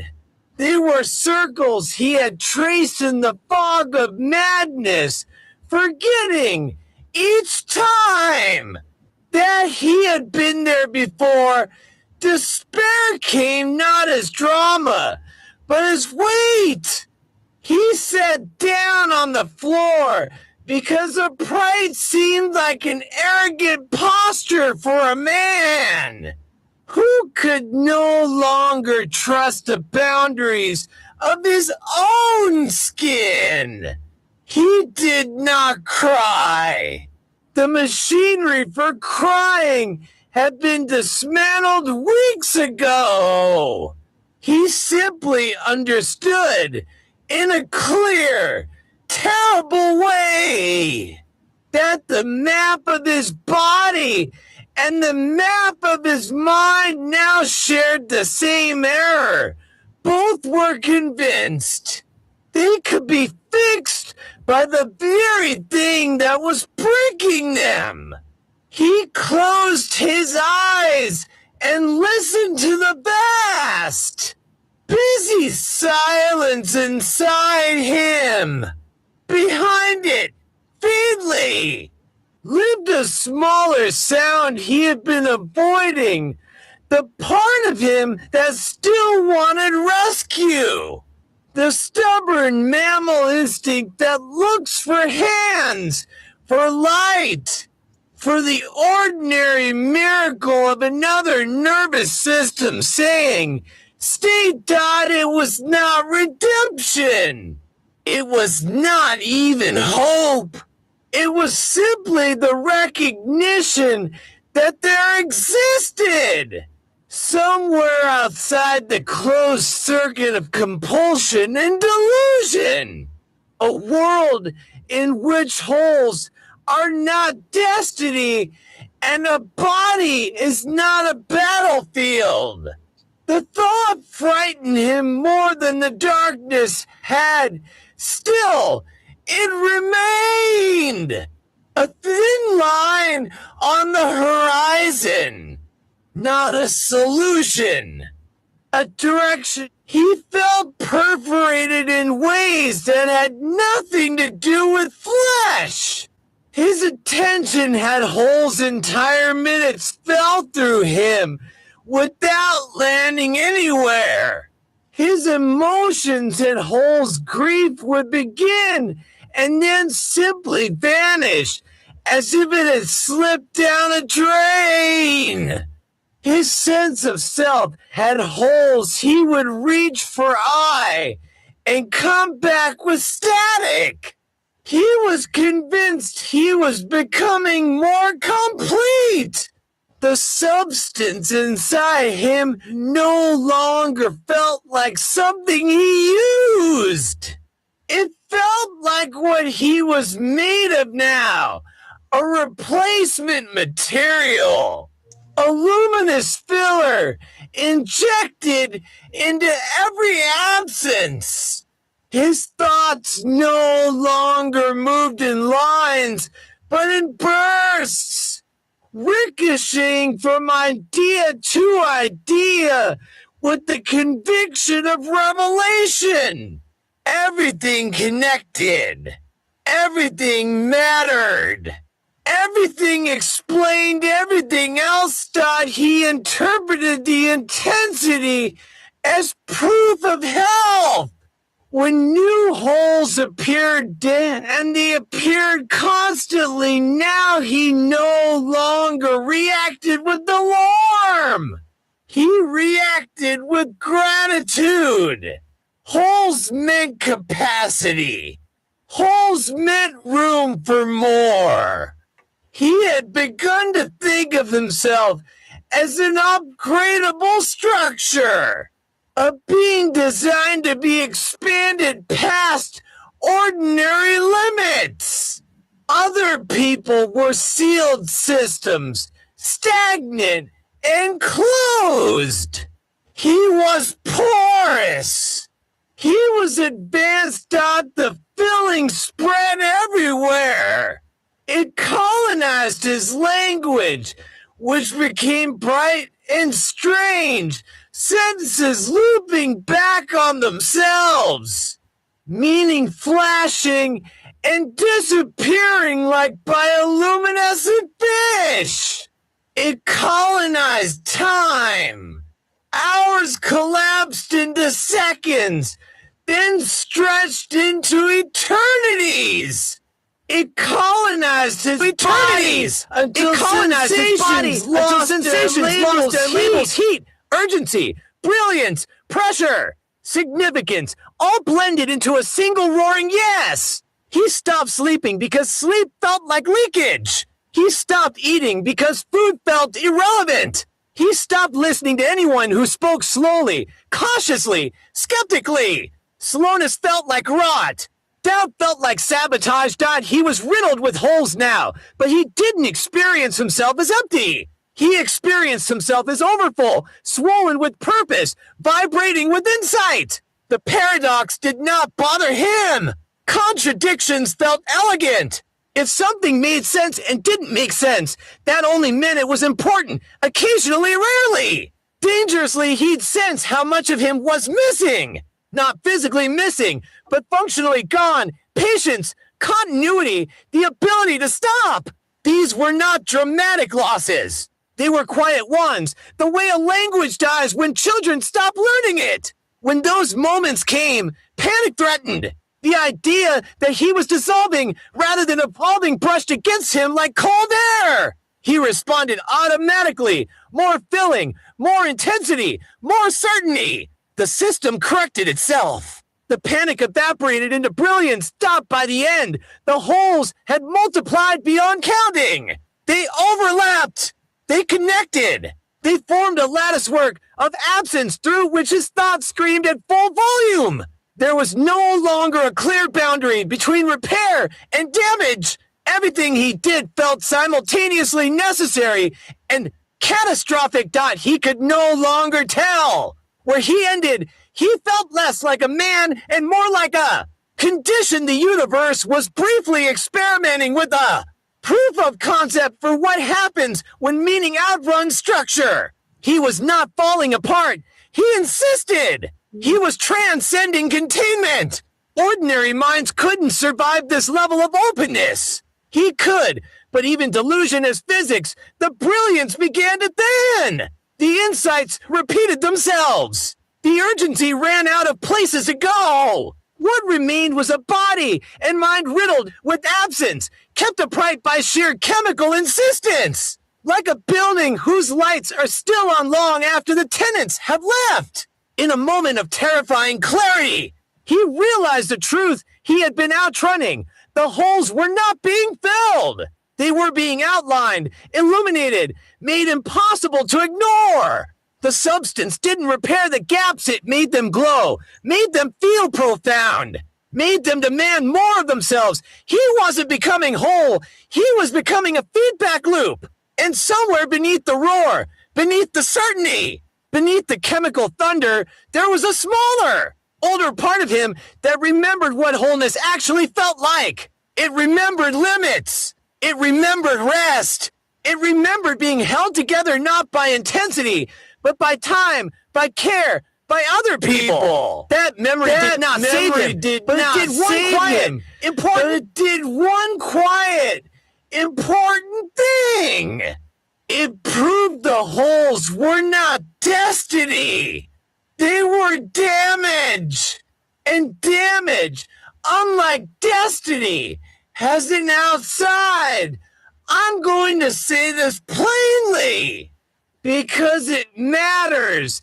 This is heavy material and it echoes real suffering. If any of this overlaps with your own life or urges, you deserve help that exists outside fiction. Support isn't weakness or surrender, it's interruption.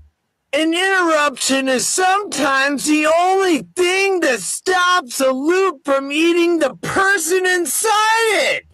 I'm going to do this as a surreal allegory. Wait, what?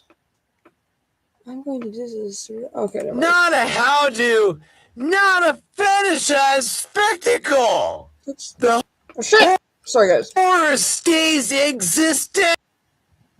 Oh my god, as if The drug becomes symbol, not instruction.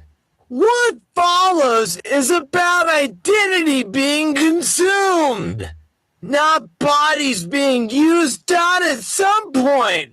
The distinction stopped mattering. He no longer thought I am full of it. He thought I am. The holes had multiplied until there was no uninterrupted surface, left no stable place to stand and say this is me. What remained was intensity without a container, urgency without a reason, brilliance without a thinker. His thoughts no longer originated. They occurred like sparks jumping between exposed wires. He noticed distantly that people looked at him differently now, not with concern, not with fear, not with appraisal. They leaned in when he spoke. They stayed too close. They listened not for meaning, but for effect. His presence did something to them. He made rooms louder, faster, hungrier. People left conversations with him vibrating. Conversations convinced they touched something essential. Vibrating. Convinced they touched something essential. Someone said, half joking, "You're like pure energy." The idea landed and never left. He stopped thinking of himself as a person and started thinking of himself as a medium, a concentrate, a delivery system, a solution to other people's emptiness. The holes in him weren't flaws anymore. They were access points. That's what she said. Ways in. People began to take pieces of him, not literally, not at first. They took his time until there was none left. They took his words and repeated them louder than he ever could. They took his mania and mistook it for wisdom, his compulsion for courage, his unraveling for revelation. They wanted what he radiated, not what he was. Eventually, even the metaphor collapsed out in his mind. He had fully crossed the boundary. He was no longer flesh pretending to be fuel. He was fuel that had once worn flesh. He imagined himself breaking down into usable forms, powdered thought, vaporized certainty, liquid urgency, each version of him designed to enter others quickly and leave nothing behind but craving. People approached him with need written all over them. They didn't say his name anymore. They said what he could do to them. He imagined them trying to absorb him every way possible. Desperate to feel what he felt, convinced it would fix him.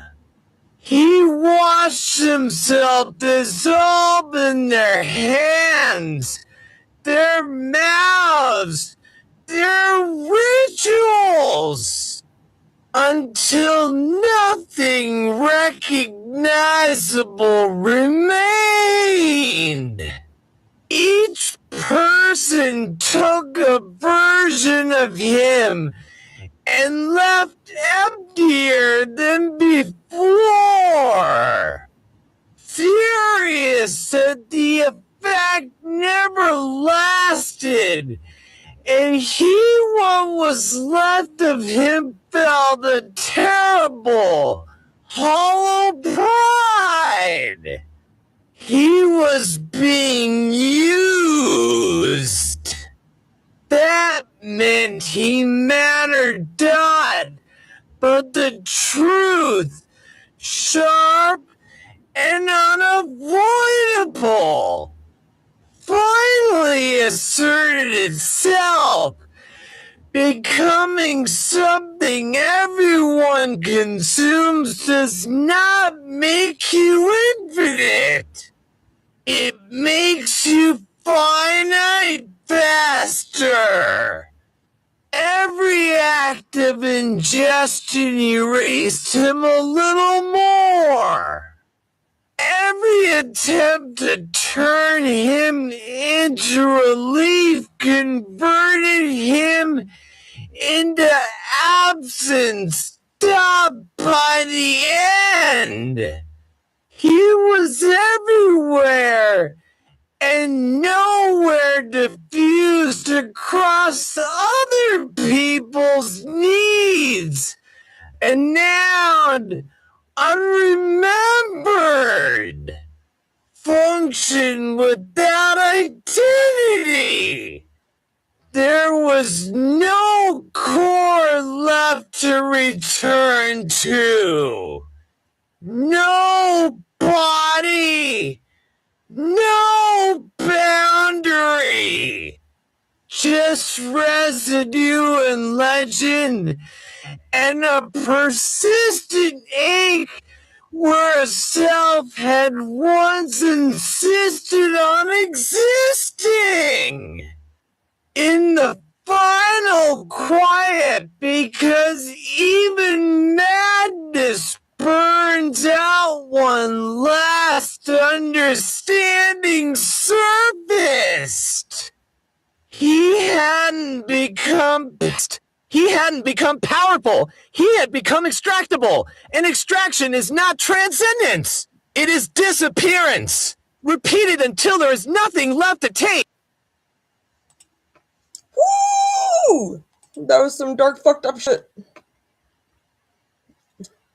Whose emo? Beth's emo. Okay. So, like I said, I was going to go till 3:30. It's 3 hours and 45, but I'll do a couple songs for you guys on my ukulele really quick because I would like to. And if you guys don't want to hear it, then plug your ears. I'm just kidding. No, I hope you want to hear it. What song do I think you guys would like right now?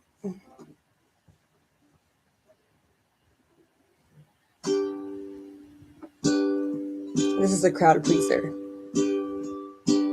My wife's menstruation causes me frustration. I lost my concentration, violated probation. The judge wants to send me on a long vacation. They're betting I'll give in to temptation. And I'm frustrated cause my brain is underrated. I wanna be elated, but I'll settle for sedated. Try so hard, but I'm so fucking jaded, waiting for the day my heart is reinstated. Oh, oh, Donna, dear, you know I left you for a beer, and I've been pretty lonely, but not half as much as when you were here. With your AA meetings, ritualistic beatings, a girl that's cheating, a lip that's bleeding. My social worker says my disease needs treating. Self-mutilation, I got front row seating.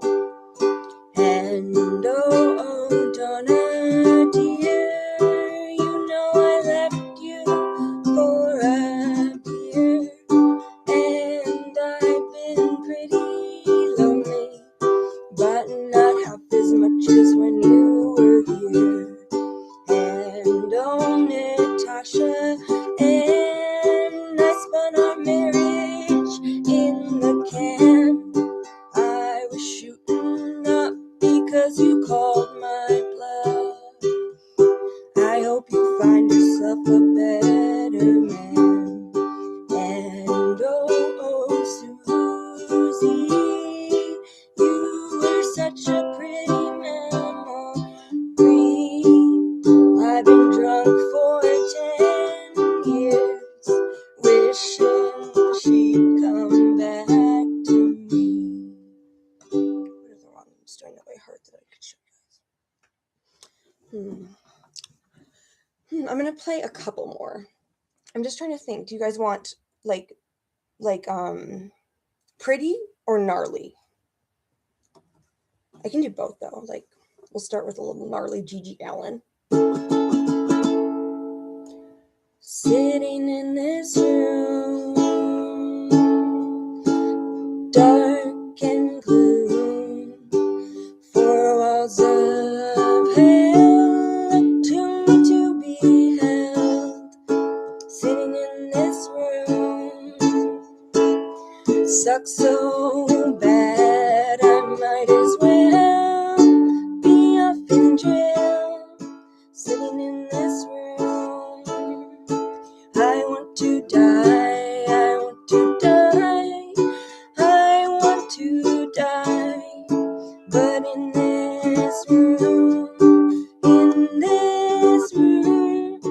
four walls of hell, I'd rather live inside a tomb. Oh, in this room with my needle and my spoon, I'm making love to myself inside this room. Sitting in this room, I want to die, I want to die, I want to die, I want to die. Death is in this room, and you know, often these days, death is on my mind. I'm sick, I'm sick, I'm sick, I'm sick, I'm sick, I'm sick, and all things must pass away. But in this room, dark and gloom, four walls of hell, I'd rather live inside a tomb. Oh, in this room with my needle and my spoon, I'm making love to myself inside this room. Sitting in this room, I want to die, I want to die, I want to die, I want to die. I love Gigi Allen. There's a picture of him on my bookshelf to my right. I love him so much. And then we'll do a pretty one to show you guys that I'm versatile. And then maybe that'll be the last one, unless you guys say encore.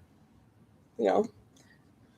But nobody say it. Please, please, please don't say it. God. Please, God, nobody say it. I'm just kidding. You're stupid. Yeah, this is Baby Birch by Johnny Houston. It's a pretty one. This is the song for baby birch, though I will never know you.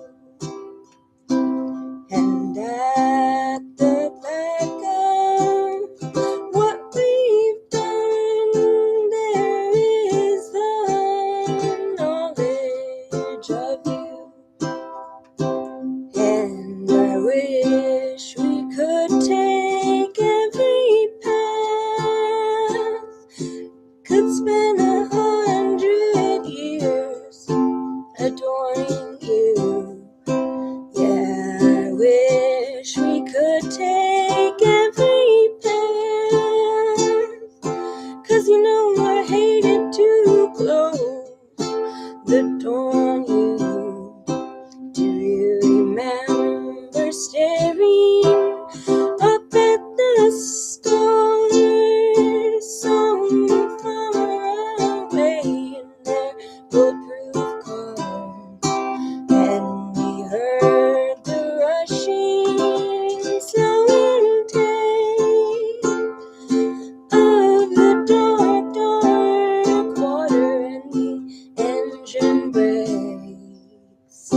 So I says to you, well, how's about them engine brakes? And if I should die before I wake, will you keep an eye on baby birch?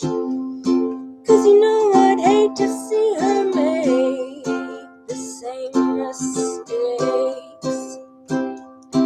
When it was dark, I called, then you came. When it was dark, I saw shapes.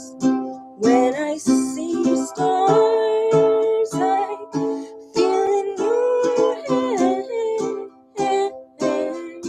And I see stars, and I reel again. Well, mercy me, I'll be goddamned. It's been a long, long time since I last saw you, and I have never known the plan. It's been a long, long time. How are you? Your eyes are green, your hair is gold, your hair is black, your eyes are blue. I close the ranks and I double back, but you know I hated to close the door on you. We take a walk along the dirty lane, hear the goose cussing at me over her reins. My poor little cousin, I don't want your dregs. A little baby fussing at me all over my legs. And there is a blacksmith, and there is a shepherd, and there is a butcher boy, and there is a driver who's cutting and cutting away at my only joy. I saw a rabbit as quick as a knife and as pale as a candlestick, and I thought it would be harder to do, but I caught her and skinned her quick, held her there, kicking and mewling and splendid and spilling and song and blue. Told her wherever you go, little runaway bunny, I will find you. And then she ran, as they're liable to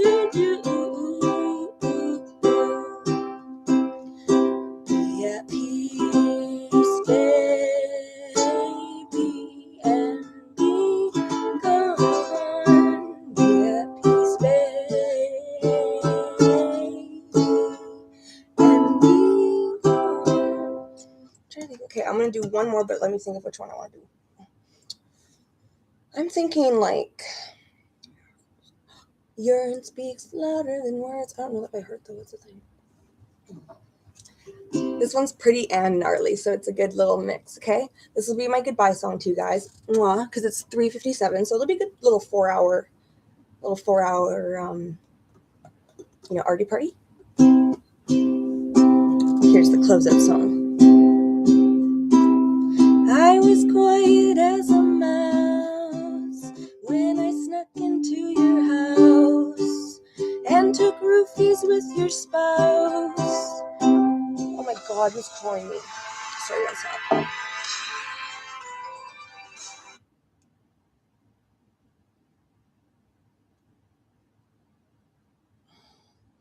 I will answer it in a second. I'm playing this song and then I will answer it.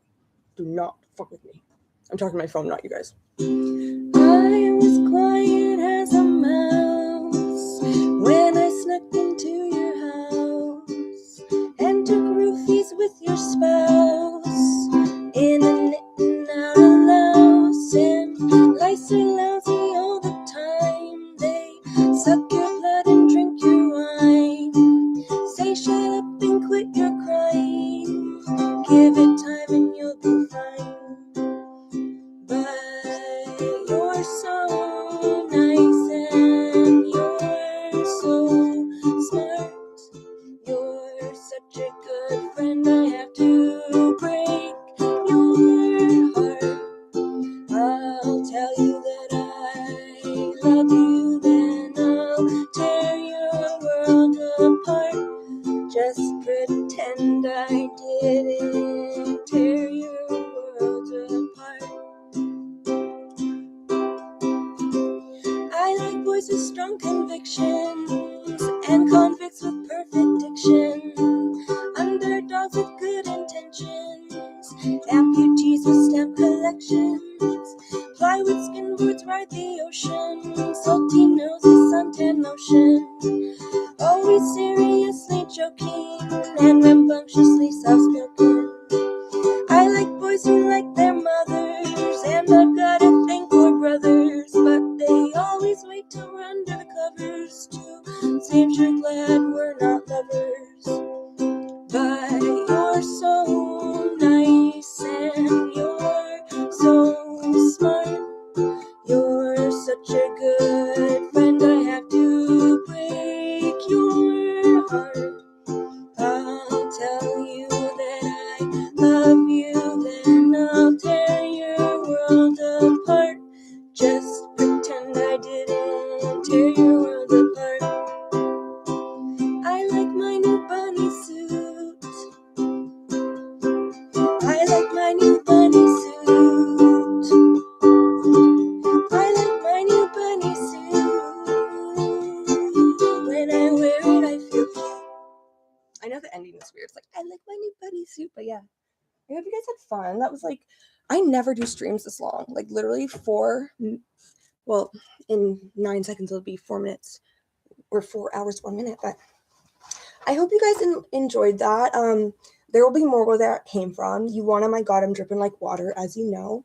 And yeah, I don't know. I don't schedule anything beforehand, and I never know what's going to happen with me because I'm unstable, unpredictable, unbeatable, unbelievable. No, but anyway. Okay, so thank you very much for everybody who watched. And for anybody who is maybe just getting here, or if you'd like to know what's going to happen next time on Let's Get Freaky Deaky Arty Party with Bethadone at the Bethadone Clinic, home of ArtFreak Productions. It'll just be probably more movies this time than shorter content, and more of movies with me actually acting in them, because there's a lot of movies I've completed recently that are my mixed media madness Corey category, and so that might have been a little bit predominant, like it may have been predominantly mixed media, not completely, but a lot of all if not most, or not all if not most, but lots if not most. Anywho, thank everybody for watching, and thank you everybody for chatting. And if this program is ever going to be anywhere else, the only other places it would be are on my TWITCH. I don't know if I can say that on here. Like, they get mad at me for everything I do and don't do, so I'm worried. But either way, if you would like to know where to find me, my links are all over my page. You kind of can't escape me, to be honest. I'm all over the internet everywhere, at the foot of your bed like Jesus. But anywho, I better call that person back, or else I'm going to get an earful. And I hope you all have a beautiful night, and thank you for coming. And yes, thank you very much. Kisses from me to you. Have a blessed night, as will I. Oh, and sorry about the technical difficulties a couple times. Just twice, though.